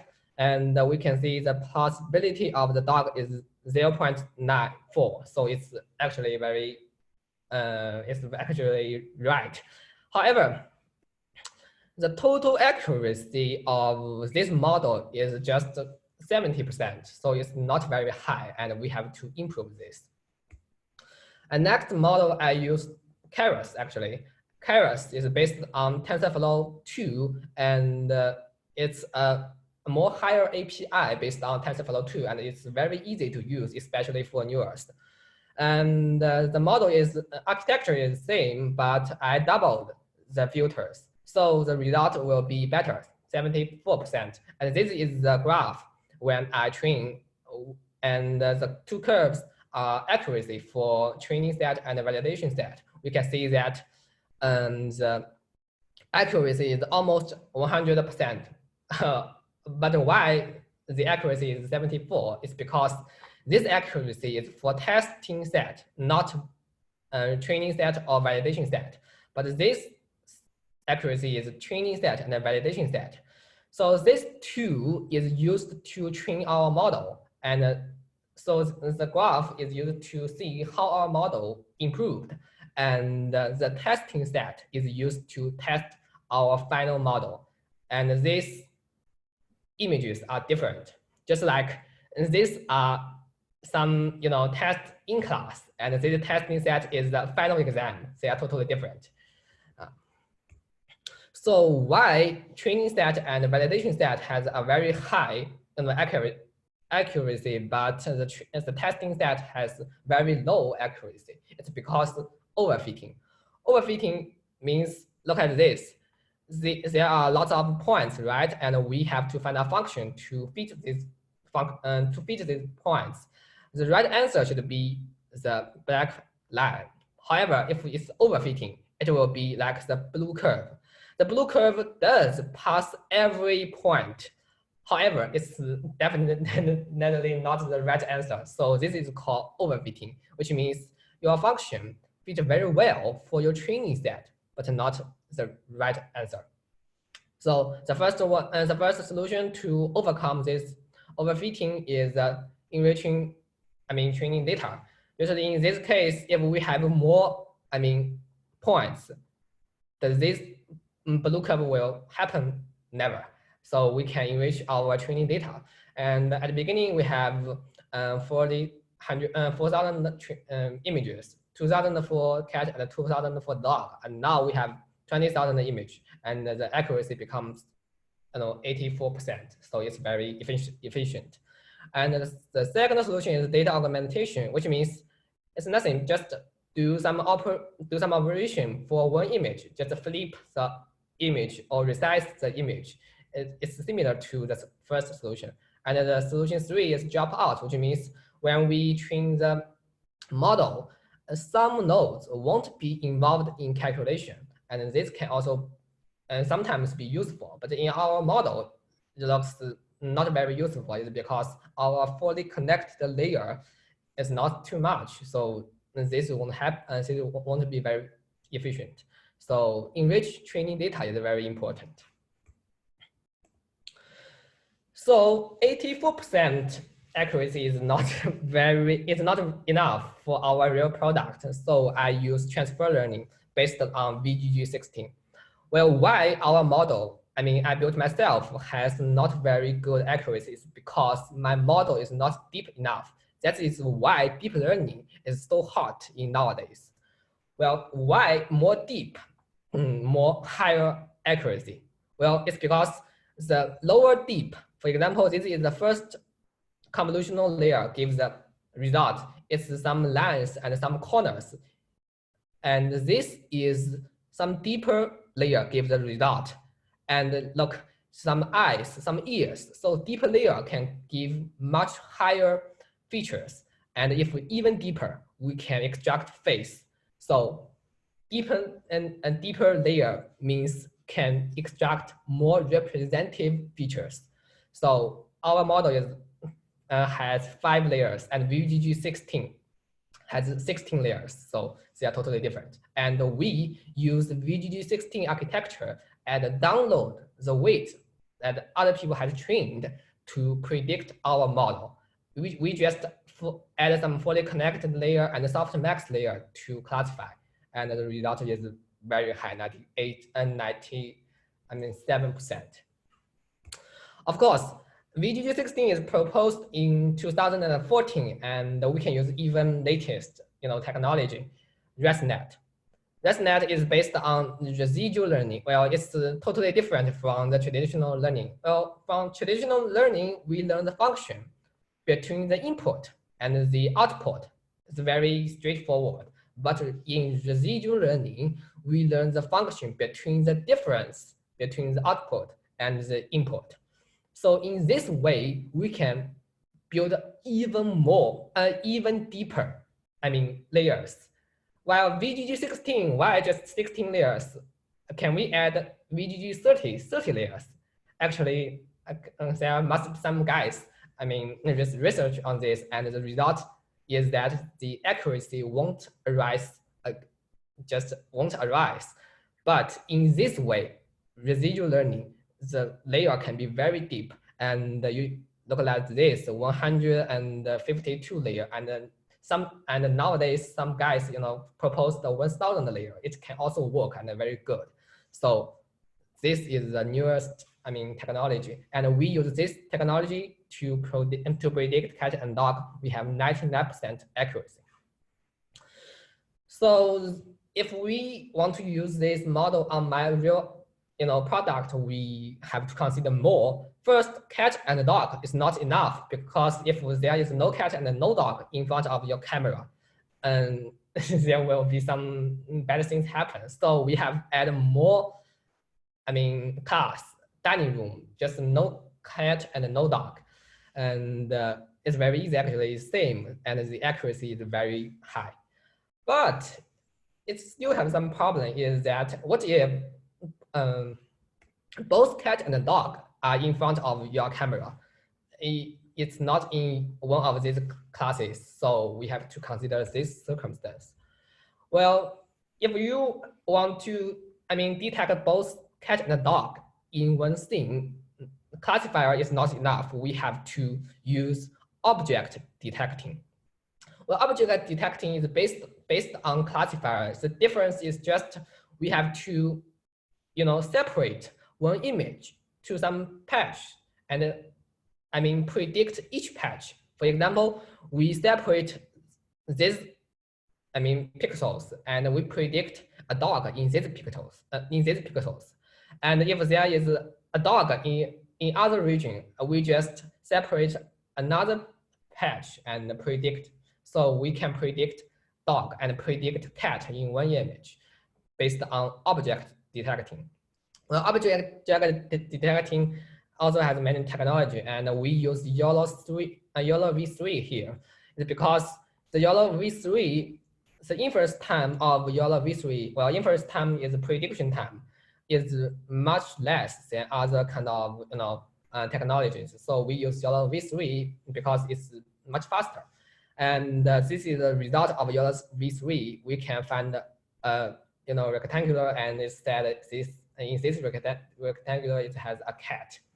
Well, at the beginning I trained my model on my laptop, so it's very slow actually.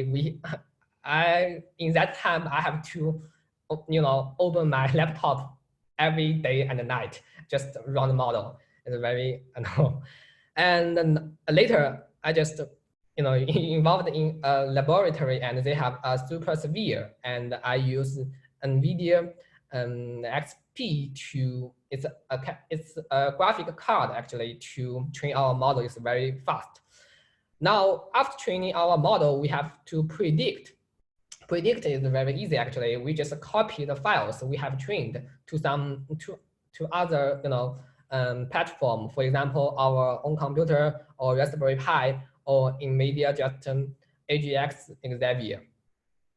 And this is the time each platform should will cost to realize YOLO v3. And in our laptop, it will cost 5 seconds. And in Raspberry Pi, if we use the code I written myself, it will cost more than 1 minute. So it's definitely, not possible to run on Raspberry Pi. But some guys, very good at coding, and they just write some YOLO for mobile. It's very light, and the data structure is different, and in this way, it can be achieved in 1 second. So usually, sometimes we will use this kind of, light model, not the normal model. And if we use NVIDIA Jetson AGX Xavier, it's a kind of AI chip, and I copy the files onto this platform, and if we use CPU to predict, it will cost 30 seconds. But if we use GPU to predict, it will only cost 0.8 seconds. So it's it can work actually. And I will give the example now on this platform. Well, because this can work, but the code is not written by myself, and I am going to, run the code by myself. So let's see, and I will show another screen.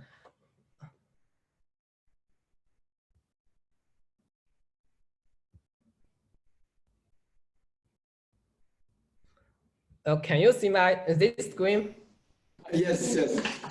Well, it's actually the virtual screen of NVIDIA Xavier, and I connected it through local network and VNC. So now let's begin.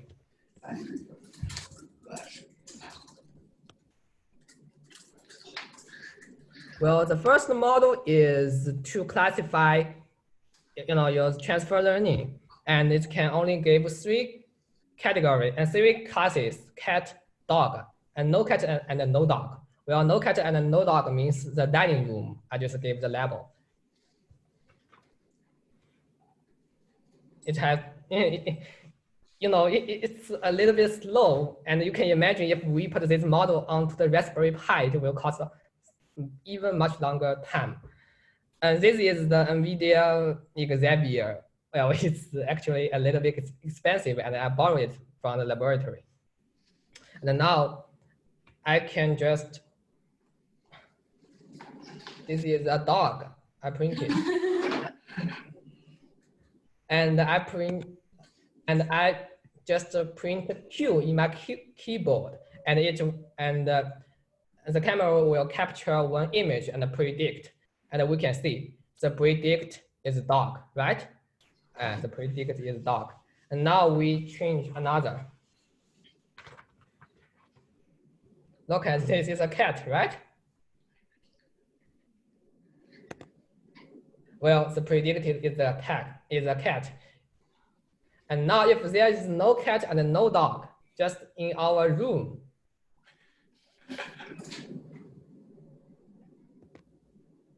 well, the predict will be dining room, so it's absolutely right. But as I have mentioned before, this model has the problem is that it can't predict when cat and a dog are both in front of the camera. So if we do this way, it will predict either cat or either dog. It can't give the result both cat and dog in this screen. So it can only give one result. So we have to use YOLO3 object detecting technology. So, and now I'm going to show you this model.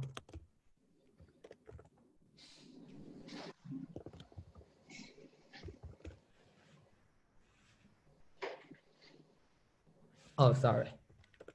So I'm sorry. I hope you can finish your presentation soon, because we still have a teaching home. Yeah, I will finish in 1 minute. Just okay. 1 minute. Okay. Well, in this way, we can predict cat, dog, and both cat and dog, and it is also okay. So I just give one example, both cat and dog. Actually, it can predict other things like person. It will cost some time because it's the first time to load the model onto the GPU. Look at the result. Both cat and dog are in the image.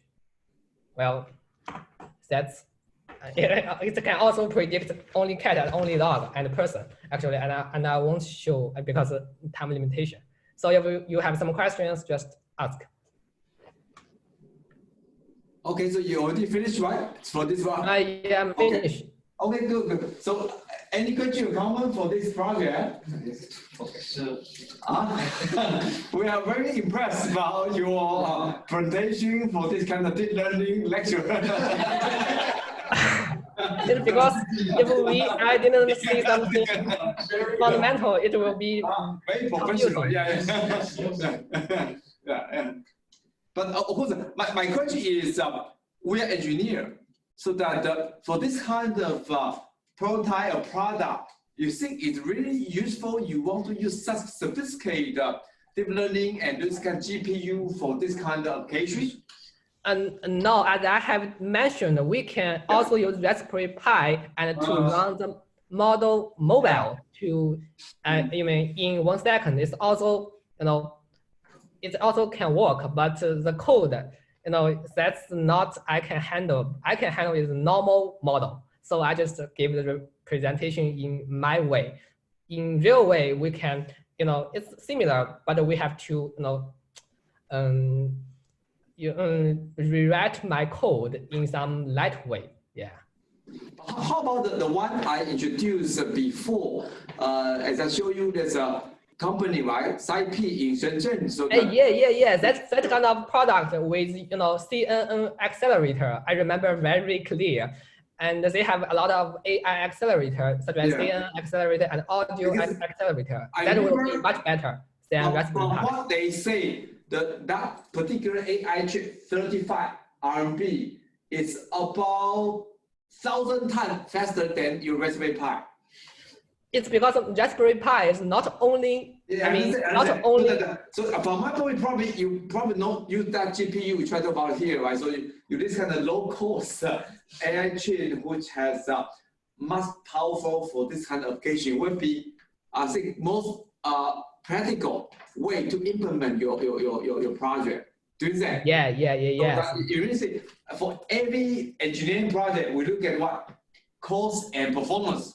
So that's a very important thing. So that I understand you try to study and try all kinds of different way to implement this kind of deep learning or advanced level. But at the moment, I think why not you should make a summary, in terms of different kind of your computer or your GPU or thing, and then try to look at the accuracy and of CPU time and cost, right? Then your summary is even better. This is, I tell you, you have done very impressive. I was surprised. Spend some time to see. Another comment for you is for this kind of advanced deep learning, maybe I suggest you try to think about some even more important application. For example, can you apply for this kind of cancer diagnosis? You know that 2 years ago, Stanford University, they tried to use large number of this kind of picture using smartphone camera about skin cancer, and then they trained so many patients skin cancer picture, and eventually they actually show much better than the medical doctors the performance now. Do you think if you can try to apply this kind of thing for this kind of important problem, then you'll be rich. yeah, it can be used in many ways actually. And then you try to apply for funding from the richest man in Japan. You know that Masayoshi-san. He get the start funding for Alibaba in the beginning, right? Do you know the Masayoshi Sun Zhenyi? Yeah, he launched 100 billion fund for all the AI experts. If you're doing very good, you may apply funding from him. He has 100 billion. Masayoshi. Masayoshi-san. Try very hard. Try to get the most advanced application of this thing and then get rich. From this Masayoshi-san. He has 100 billion. Dollar waiting for you to apply. Yeah, and that's really thing. Of course, I also have a project, real project, to work in hospital for my microfluidic device for cancer diagnosis, for capture the cancer cell to the imaging one. So that if you try, I give you my data, the real cancer patient data from the Sun University Cancer Center in Guangzhou. Can you use it to see if it gives you even better? And maybe I think I can try. Then that's a real application. You see, cancer is a big problem. Compared with cat and dog, you should care about more people. Every year, I remember at least in China, 4 million people get cancer. Can you apply your technology for this cancer diagnosis? Save people's life. That was a real impact for your work. Anyway, so this is my comment. Okay. Any other question for this project? If no, okay, we'll say that this is a very good lecture for many our students to learn more about this kind of deep learning. I'm very sure this has a big future. Right? AI is so important. China and US government really think this is important for the country, right? So that I hope that you can learn more from it. Yeah. Okay, how about go to the next project? Yeah, you can put this one in computer and you just try to use this computer.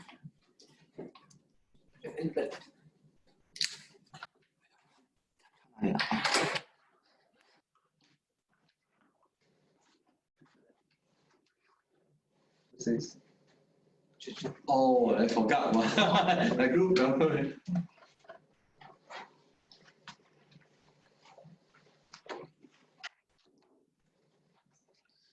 Sayoshi-san. Yeah. He is super rich, huh? super rich.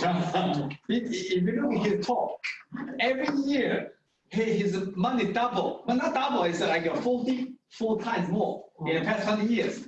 So it's but he said it's another like a place on this kind of casino thing. He has his vision to understand the technology to investment and then so that it exponentially increase his money. Do you say he made clear, right? And he doesn't game, right? He's really trying to look at what's the most important technology and the value will be high, so you put in money in those kind of stock company. How can we get? Sure. Which one? This one, yeah. No. Oh, you need to first try to exit screen. And then oh. Okay. Where's your? This one? Oh, yeah. Oh, okay. You try. Sayushi-san had some meeting with another super rich guy in Taiwan. Foxconn's very good. And then I will try to look at his presentation. It's quite impressive. Yeah. You really know. Now, where's the future? A high-tech company and then put money and then get rich. He's rich, Alibaba super rich, right? And then he's rich. so you know 100 billion. If you want to get rich, try to learn from him.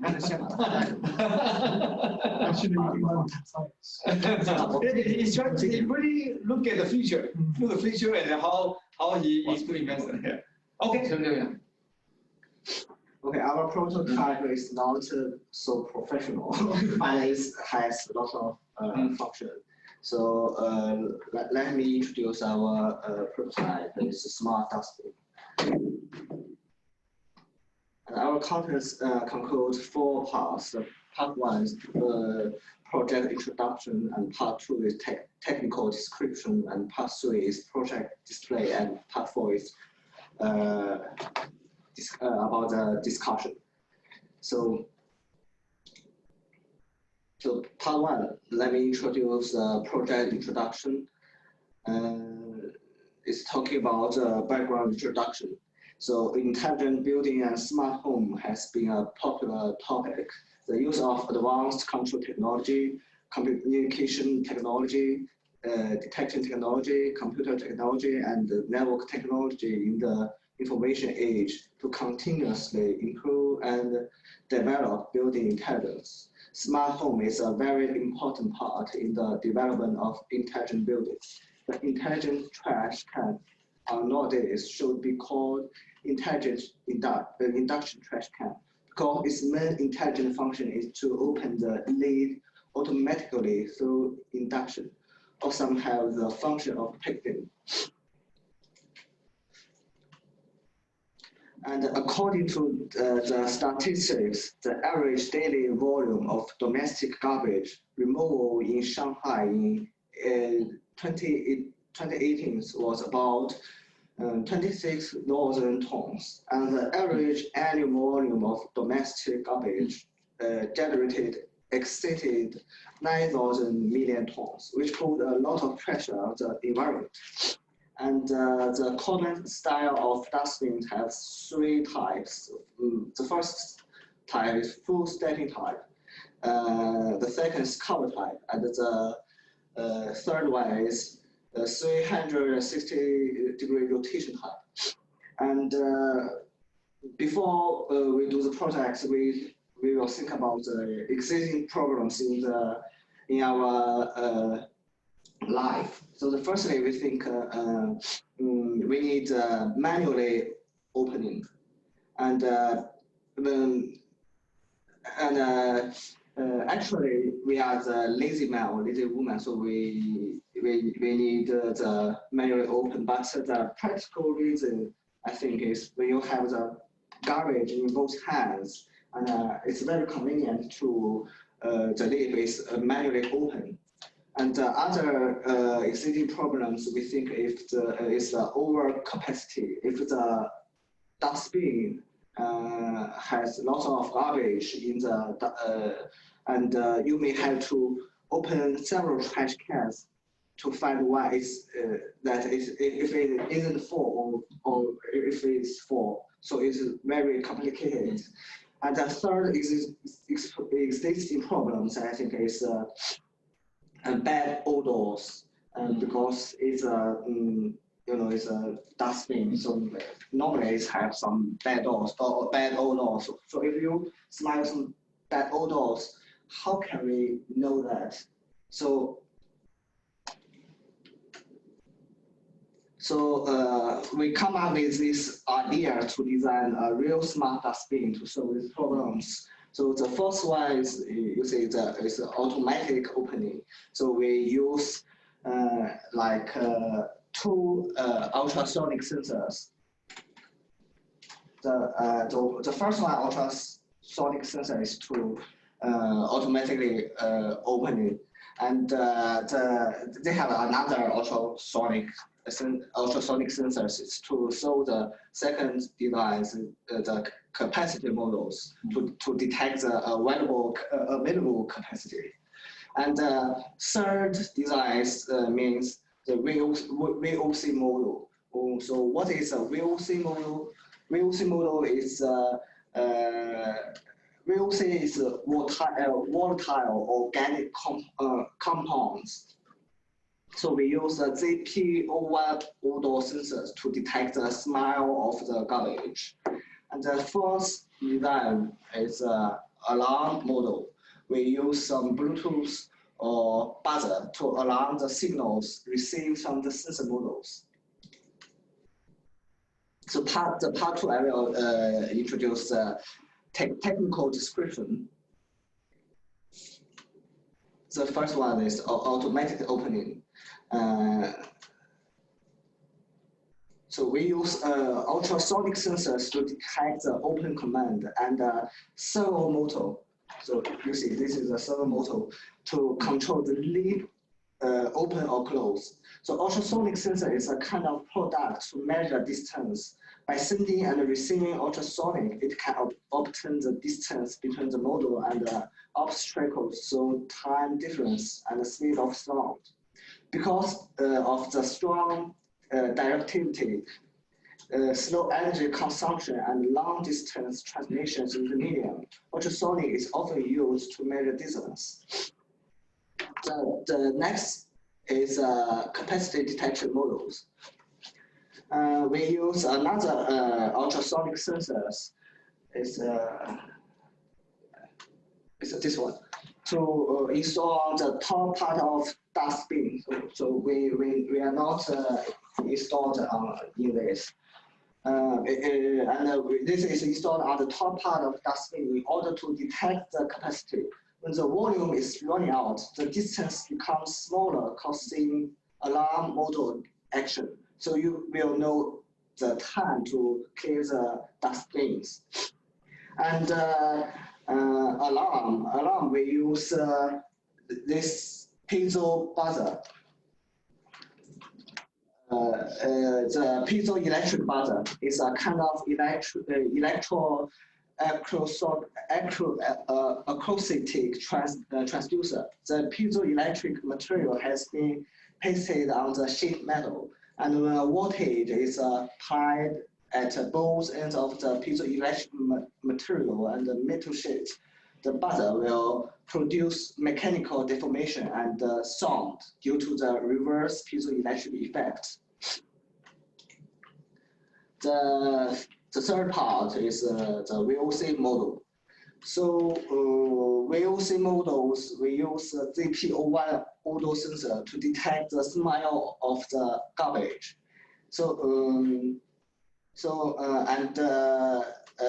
Use the VOC sensor to detect the concentration of volatile organic compounds and send signals to Arduino when it becomes smelly. The fourth part is an intelligent alarm. So when the trash can is detected to be full or smelly, so we can receive the message, the notifications in the iPhone, in the smartphone, and also we can hear the voice from the electrical buzzer. So the part 3 is let me introduce my colleague to display the project.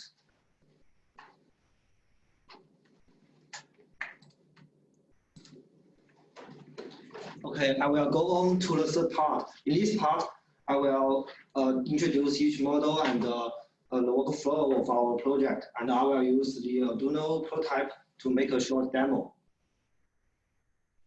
Okay, in the sensor model, we have used 2 ultrasonic sensor and 1 VOC sensor.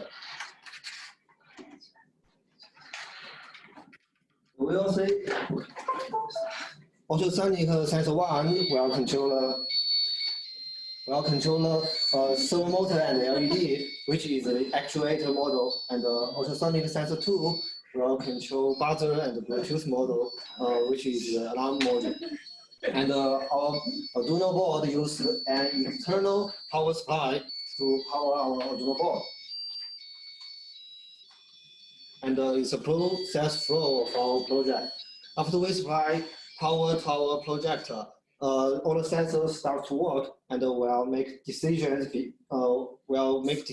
Based on all the sensor data. For ultrasonic sensor 1, when distance 1 is less than 40, the servo motor will rotate from 120 degrees to 60 degrees. And after 5 seconds, it will return to the initial state.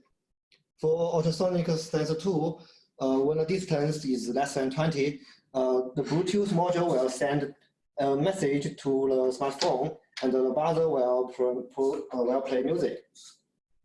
And for VOC sensor, if the pin A or pin B is high, pollutant is detected, which means in a dust bin, VOC may be accumulated, so you need to clean your dust bins.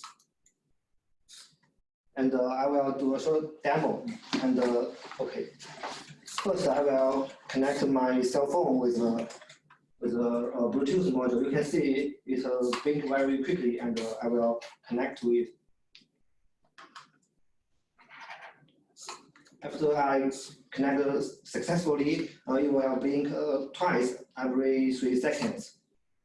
And this one is ultrasonic sensor 1. If something approaches, the servo motor will rotate, and we also get a message in the cell phone, and the LED will light up. And this one is ultrasonic sensor 2. When the dust bin is full, it will control the buzzer to play music, and we also will get a message in the cell phone.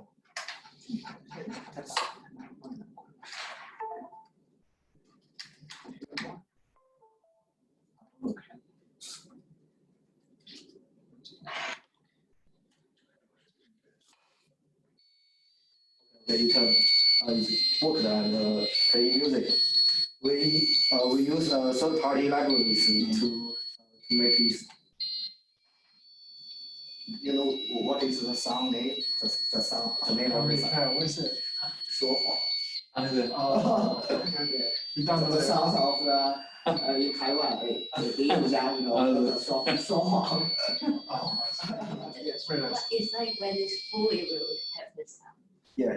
Okay. You also get a message from okay, discussion. I will talk about problems we encountered. First one, hardware force wiring. We connected the auto sensor to the circuit. We mixed up the trick pin and the echo pin. As a result, it cannot work properly. And we went through all the modules one by one and finally found the error. And the second is servo angel control. You can see in the beginning, we set the angel rotates from 90 degrees to 0 degrees, but it doesn't fit our dust bin well. So after many tests, the horizontal state was set to 120 degrees, and the open state is 60 degrees. And for Bluetooth module, this one, before we using it, we need to make some basic settings. We need to enter the debugging module and debugging mode, and make some basic settings. and after that, we can connect Bluetooth module to our cell phone by using some serial debugging app. Okay, but possible improvement. We can add some features like auto packaging. We can people don't need to package garbage manually, and intelligent recognition system, dustbin, we can help people to sort the garbage. And you can also press bypass button to change the bags, and we can also use solar cells to power our project.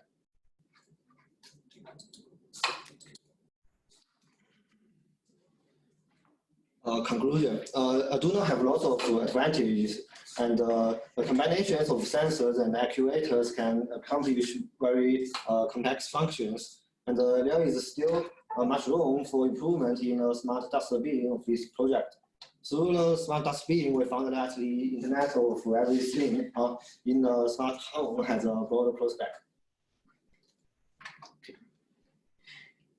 Okay, good.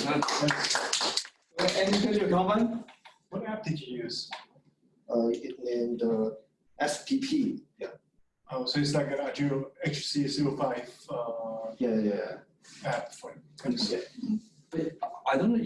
I found some company on top of it. They sell this Bluetooth that is for Arduino and also the app, the prototype, so that you can quickly it's only 15 RMB. Once you buy that, so you can quickly try to make music. There's one company that's selling this module for Arduino and the prototype, so that you can quickly do this thing. So you type it and maybe you can use this. Yeah. So I want to send the message to yeah. So and I think it's also quite impressive. You try to implement this kind of function and the music. So you also learn about how to make the music in this. Logic and all that. And question I think is interesting. But of course, the question is for real application. You think this has a real application in the market? What do you think? The smart dustbin for the real. What do you think? I think it's maybe it's a very popular topic. Okay. And it's very inconvenient for us to use a dustbin. I think it's really popular in the marketing. But what do you think? I think an industrial setting would be very useful, not in a domestical setting. I see. You're right. So yeah, in some industry, if they continue to have this thing, then you just want to do this kind of remote monitoring about a lot of this kind of thing. I think that one has probably, you're right, it has facility management. Yeah. I see. Yes. Can you do a 5 plus AI and then try to climb?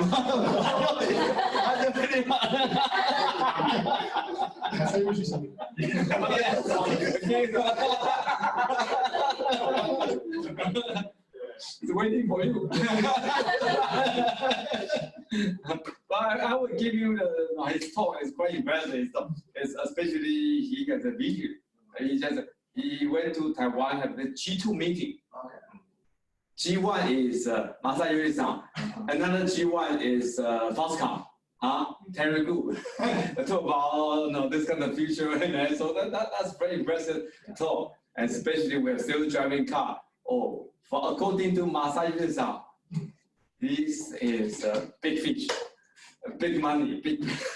So that for sure he thinks this will have some big future, and so that he said like 100 years ago in New York City, right? So what the modern thing you can see in the picture about 100 years ago? Horse. And then after Henry Ford have this kind of 40 this model for the car, right? And then after 10 or 20 years, if you take picture again, he showed the picture about New York City again, a lot more. Like the car and only 1, 2 horse. And then, so that in the following maybe 20 years, 30 years, you can see his vision is that probably have a lot more self-driving car, and so that is his prediction. So that he thinks the self-driving car has will change the whole society for sure. Yeah, in following 20 or 30 years, and you don't see a lot of traffic jam because all the AI try to do this kind of smart driving and control thing, and so it's much more efficient to see transportation, right? You say nowadays all the big cities in China we suffer big traffic jam, and then so that's a real problem. But how use AI to self-driving and then control all the car have much more efficient transportation, right? So that I can see, and also have much less this kind of traffic accident. And you say every day I see still people die in this thing. So that how use this kind of self-driving car to first it's more efficient transportation and minimize the kind of the death due to the traffic accident. I think that's for sure. That's because according to Google, the CTO for this car is originally he predicted probably 5 years, 7 years, but it turns out much more difficult. For the downtown, very complex. But for highway, I think there's no problem at all. For highway, it's much simpler. So for sure, this kind of technology, okay. Yeah. But anyway, I think let's give you some information on this. Okay, any question, comment? So I'm so impressed to see all our students were highly motivated to learn something and everything. I add one more new bonus lecture for you. How the main sensor for AR, VR, MR. That's another big fish. VR, now your smartphone, all the YouTube have VR, and Google Map have VR. So that the VR, AR, MR has another important, main sensor is so important. So that I give you one more bonus lecture. And then you look at, also try to see you want to play. You buy the Google, Oculus Rift, VR goggle, or HTC Vive, you play that game. You be quite impressed about it. I may want to buy. That's it. Yeah, that's the HTC Vive have 70 sensors. It's a lot more than the smartphone. 70 sensors, of course. The high-end HTC Vive is almost $1,000, so 8,000. It's quite. So it's a very advanced, even more advanced. Those the sensor is smartphone, but I give you the bonus. Let's look at and then look at that several like Star Trek. We use it to train our technicians. Oh, okay. So against heights, okay. So they don't have to go to the higher field. They can use the VR. Actually, this is another, after smartphone, sensor is saturated, but the VR, AR, for sure, that is another big demand for this thing. I just give you a new lecture now for you to look and see. And then maybe you want to buy to play the VR again. I think it's at least the Star Trek one is quite impressive. I'm also impressed. You look at that thing and then you see this is a thing for sure. I'm pretty sure that's the big feature. That's why all the big company is doing something in VR. Google have the low end thing. It's much low end, and then Facebook acquired. Facebook acquired Oculus, right? For about 2 billion, and then all the big companies that do something on VR. There's a HoloLens. Microsoft has a MR, right? Microsoft also has this. It's an MR. Mixed reality. So yeah, VR, AR, and MR. So that Microsoft has another version. So I think all the big joint company put down huge money on this one, so it's not small business. So that's why I think it's a big feature. Anyway, give you a bonus. You're trying to see if something may be useful. I think this kind of VR has a real application for education. And for some training, yeah, I'm interested. And so that thing, because for engineering education, so that you can see the real stuff. So I think that is something maybe we should ask our school to buy something for education. engineering education, you can try to watch the realistic machine working, or maybe be smart building or things, so that without just I think it can enhance its kind of education, right? Because PowerPoint is 2D, but 3D, and then to see about the real device working. I think that part for sure we should ask our school to think about how to have some this kind of invest on this thing for education. That part I think is an important thing we need to try to think about to ask the department or school to invest. Okay. I think that's it for today's lecture.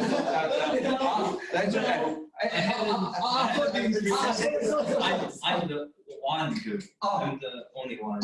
Oh, I see. Dan here. I see. You use the computer, right? Yeah. Oh, okay. So I'm just presenting. I see.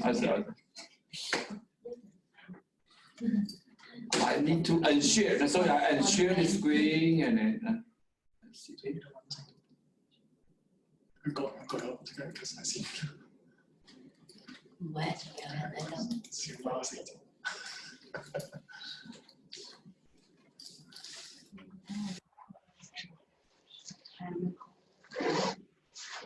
So you will be impressed. Look at that Star Trek VR game on YouTube. That's quite impressed.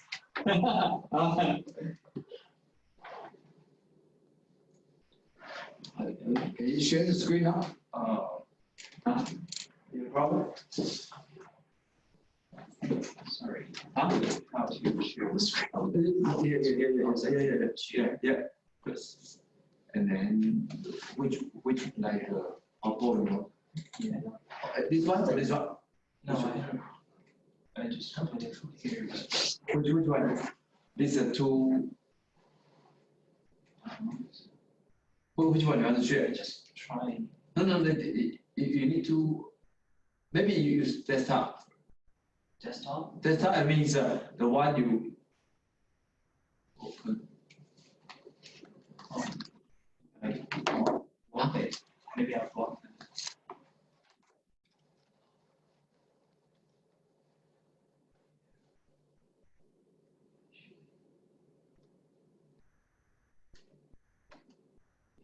Oh, okay.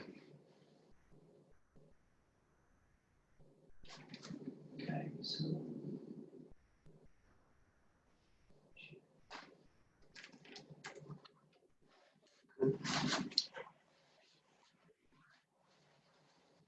Okay, we go for the next two. But it's one. It's okay. It's okay. Okay. So I'm the group leader of Group 7, and my name is Zhen Jiahao, and let me introduce my faraway group mates, Cai Yiming, Wang Zi, Zhu Weikao, and unfortunately Tom, due to his personal schedule, he can't attend this Zoom meeting. So, let's start. Okay, so I divided my presentation into 4 parts. Firstly, a brief introduction about what we want to design in this project. And then I do the demonstration on my prototype. And then I'll introduce some. What is the prototype? Can you show? It's weird, huh? But yeah, that's like, I'll show it later. Pretty much dramatic. So, and then I'll tell about what kind of things we used in this project, and then draw a conclusion.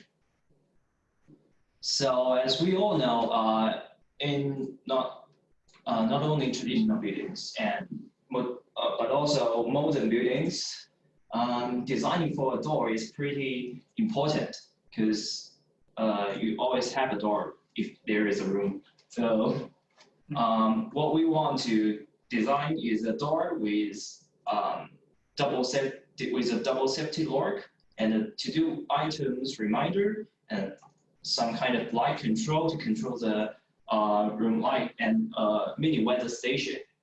mini local weather station, I have to say. So this is if you look on the left hand side, this is how it's supposed to be. Yeah, this is like how I designed for the appearance of our intelligent door. But unfortunately, sometimes reality has a little bit difference to the idea, So basically, I turned my phone on to show the. Do you have video? Because we still don't. Okay, it's okay.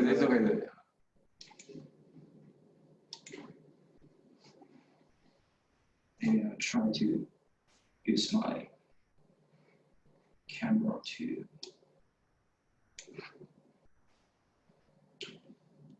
So, can I use my camera to share the? Yes, of course. But you need to unshare your. Oh, okay, your. So I didn't see. Yeah. Okay. Okay. See your face. Yeah. Cool. So this is how it looks like right now. Okay. This is our very first version. So, thank you. And I'm trying to connect it. So I'm trying to connect.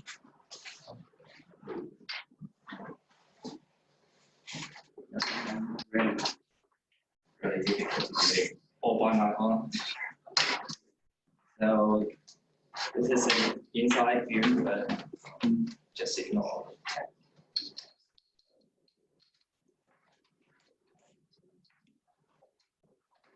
Okay.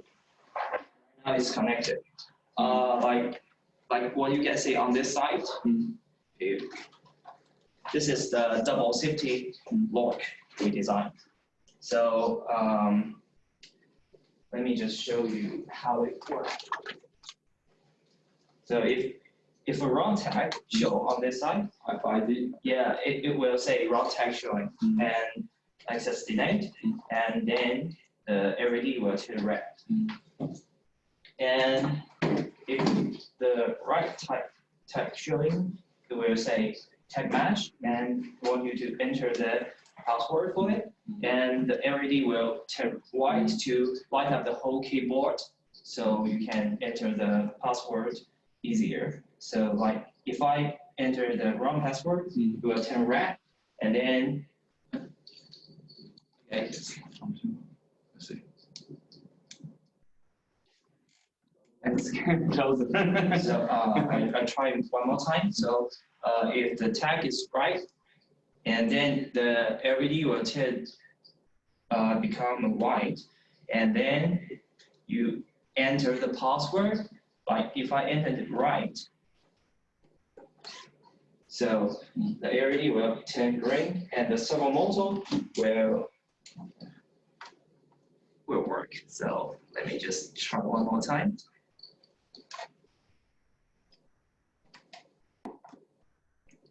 And take a look at the servo motor. It will work, open the door and close the door a few seconds later after you enter the room. So this is pretty much about our double safety door. So why we call it double safety is have our FID and the keyboard itself. And another part of our project is about let me do this mini weather station first. So if you can see on the what you can see on the OLED. So the temperature, it says like the dry bulb temperature in our room right now is 23 degrees. Let me compare with this. Hey? So, and yeah, it says the humidity is 78%, and because this is the wave velocity sensor, but it's rotating now. So let me just wait for it. Oops. So if you can see on here, it's changing to 2 meters per second. And we also have the A temperature, which means appearance temperature. So this should be 26 degrees in our room right now, actually. So on the below side of the OLED, you can see this is IM reminder. So this is okay. This is a reminder function we want to add to this intelligent door. And so let me just do the next presentation, next demonstration about the light. So we use the LED and photo cells and IR sensors to detect whether it's someone in room or not, and whether the brightness in the room is enough or not. So right now, like you say, in our room it's pretty bright, so it doesn't turn on the LED. But I can see. No, no need. I just use this one to cover the photo cell. So it will turn on the LED. And if it's dark but no one's home, if I just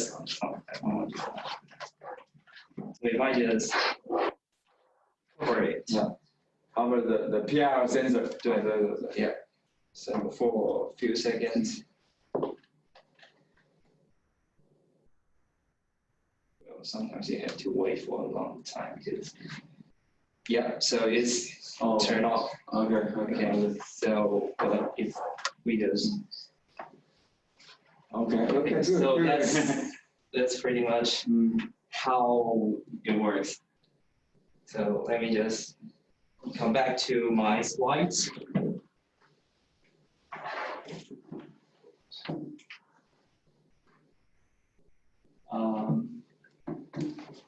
So turn back to my slides. Okay.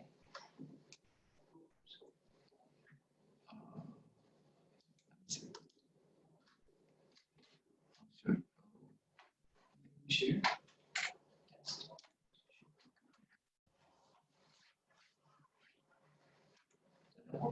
Okay. Here. So I'll introduce the components one by one. Firstly, the double safety lock. So the functions we have already completed is like 2 personal identity verification ways.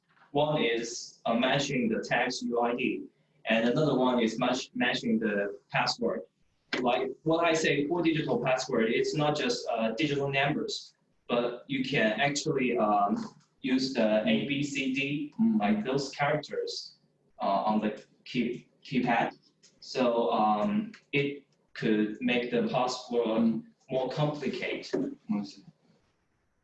And we have different interfaces displaying on the LCD. So it can have, sometimes when you come home, the door will say like, welcome home, like something like that. Yeah, so it's just interesting. So we also use the servo motor to open the door and close the door for the user. And if you look at the left side, the table shows what the different colors the LED makes, right? So I'm not going to tell details about it because I have already demonstrated. And in the future works on this part, we would like to adding a braking alarm and gas access via SIM module, just like what they use for the I remember a previous group used this kind of model for gas leakage. So yeah, just like that. We like if someone trying to break in the room, you can receive the message. Yeah, receive the message, and then you can block all the system down. So he can break in, and if you say like, this is my guest, I want him to, I won't let him in. So you can just type in, open the door for him. So the door will open automatically. So this is what we want to add in the future. And then comes to the to-do items reminder. What we have completed in this part is show the reminder on the OLED, but that's it. So in the future, we want to edit it remotely, like on your mobile devices, using maybe the Bluetooth module or the Wi-Fi module. So actually, we do review some materials about how to use this kind of microchip ESP8266. This is kind of Wi-Fi module. But or you can get this kind of Arduino Yun, or there's some additional Wi-Fi embedded Arduino. Oh, yeah, really? Yeah. But it depends on price. The one I give you is the minimum, because if you want, and then you add additional some Wi-Fi module or something. Yeah. ESP is in one company in Shanghai, so it's a little bit cheaper than those Arduino Yun. The one ALT module I show you, that one already have this, and so cheap. The side pin. Yeah. That's even cheaper. Yeah. So, but I'm not the one who studied for this part. So if you have any questions about this, just shoot my roommate. So what I call energy manager is to in this part we completed functions like turn off the lights when no one's in the house and turn on the lights when the brightness is insufficient. And in the future, but like in our project right now, we just use one IR sensor to sense one room. And in the future, we want to add more, because if you have a really big house, you have different rooms. You have to manage like which room you want to turn on the light and which room you want to turn off it. So maybe we'll add more IR sensors and make them work together. And for the mini weather station, what we have completed here is we can measure and display local wind velocity, dry bulb temperature, and humidity, and calculate and display the apparent temperature. But in the future, we would like to download some of official weather information from some official website to compare with our local data, so we can have a more precise forecast for the weather.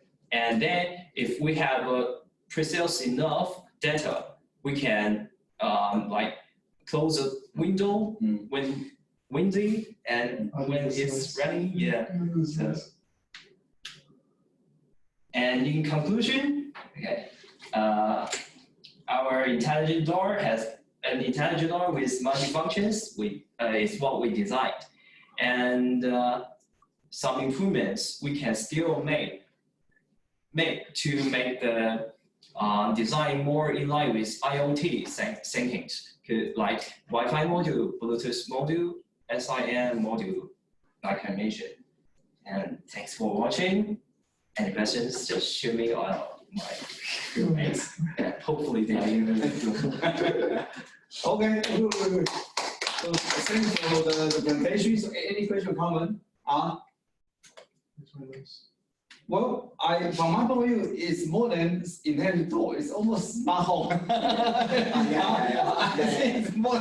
It's something is more than. So we just try to integrate everything on the door. Smart home, a mini smart home. I would say your title should be enlarged. Then that's what I don't. I think. Although it's not complicated. Any question or comment for this? I think it's impressive to see they really work together to have so many functions, especially that mini workstation. You really try to spend time. We really spend lots of time. Oh, I know. I can see. Because we use so many different sensors. Yeah, and all LED and everything. Wow, it's quite impressive to implement this kind of function. But of course, the key question is, what do you think? You think this is important function to be in smart home in the future? What is it? It's a local workstation function. But like actually, this is not just can be used in a smart room. Like if you are camp, if you do some camp out of nowhere, you don't know whether it will rainy or windy tomorrow, but yeah. Okay. So that's the point. And for room, I think it might have some applications, but it doesn't seem that necessary. Well, I think local weather is always different from those weather reports. So that especially if city or place too big, and then I'm pretty sure there's some value for sure. Or you have provide this kind of a sensor and then to upload to the cloud server or the Hong Kong observer or this kind of governments, the cloud server for thing, to increase the accuracy of this prediction, right? Word prediction to even more precise. Do that. So that I think is probably have this kind of application will be even better to so like you said, Google Map has all this data, so it can show real-time traffic. So the same thing, why not once you lot is local temperature, humidity wise, and then we have this kind of similar distribution of a weather condition. Do you say? I think that should be possible, right? Yeah. This kind of cloud IoT server to look at the much more precise local weather distribution. Just like Google Maps, that's a weather map. Yeah, I think this is, of course, I think I can show you one of the start company by two students from MIT. One, they CTO spend 50% in Silicon Valley, 50% of the time in Shenzhen, Huaqiangbei, for his project, PM2.5 sensor, and also IoT, this app for the air quality monitoring. It's not only just local, actually they have an air bubble. Air bubble. This is two MIT UG students company, so that they demonstrate this and how to use this kind of PM2.5 and farm all the open source data and with their PM2.5 sensor made from Shenzhen, Huaqiangbei. And then they really try to see also air purify, so that this is two students company. So Jason is spending the time in Huaqiangbei, and then in between Silicon Valley and Silicon Valley do some design and then manufacturing in Shenzhen, and so this is their product. I met this start company about several months ago in Meidi R&D Center in Busan. Yeah. But anyway, just so try to leverage Shenzhen to make something. It's real. This is two years students from MIT. They try to make their product. I will try to show you this the company. Yeah. Two UG students. But I'm surprised they use low cost sensor thing and then really show local sensor in Shenzhen can be as good as $2,000 US, those kind of advanced PMB 2.5 instrument. That is engineering. Once the low-cost component is terms how you engineering this kind of Arduino system to be even better. So this is something is additional engineering skill. So, but anyway, I just told you that the real like companies that coming out. They buy those low-cost components and try to improve the performance and then so PM 2.5 sensor. The product is as good as about $2,000 US those TSI companies instrument. Huh? This is engineering. How you try to do things and then to improve things. So that's practical, but that requires additional understanding about performance of each sensor and how you try to use additional programming and something to improve the system performance. Okay. Anyway, I just show you the thing, and then maybe you want to learn. Okay, I think let's say for today's presentation, I am really impressed to see a lot of you really spend our time and to really surprise me because we have a discussion of our class and then so it seems still you keep learning. It's good to see that you really enjoy this kind of thing, right? So sometimes the good thing, if I give you a lot of kind of homework and then see, but it's how to have hands-on this kind of play around sensor to make interesting you like. I think it's a more active way for you to learn about this course, right? So that's something. That's why 7 years ago I changed the format, right? But still you need a minimum understanding, and then you try to go on to try out different kind of this kind of project. Okay. So we upload the report and by ourselves, not by the group. HKUST什么one you know, right? It's a group. No, I think it's. I made mistake. Oh, sorry. Yeah, you have to. Sorry. I made mistake. Okay. I think that's it for today. So yeah. We have to submit our slides by ourselves. So sorry. I will change. I will change that setting. I think I should make. Do you want some PowerPoint? Or do you want to report? PowerPoint and report, and then of course I try to put. No, and you can learn from each other. You can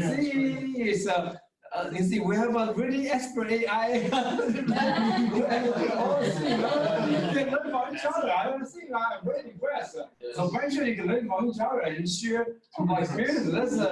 That the student is become expert in this AI. There's no doubt at all. So you can learn from him. Now AI is a big feature. Learn from Masayoshi san. Quite finding from him. Okay, good. Okay, bye. Yeah.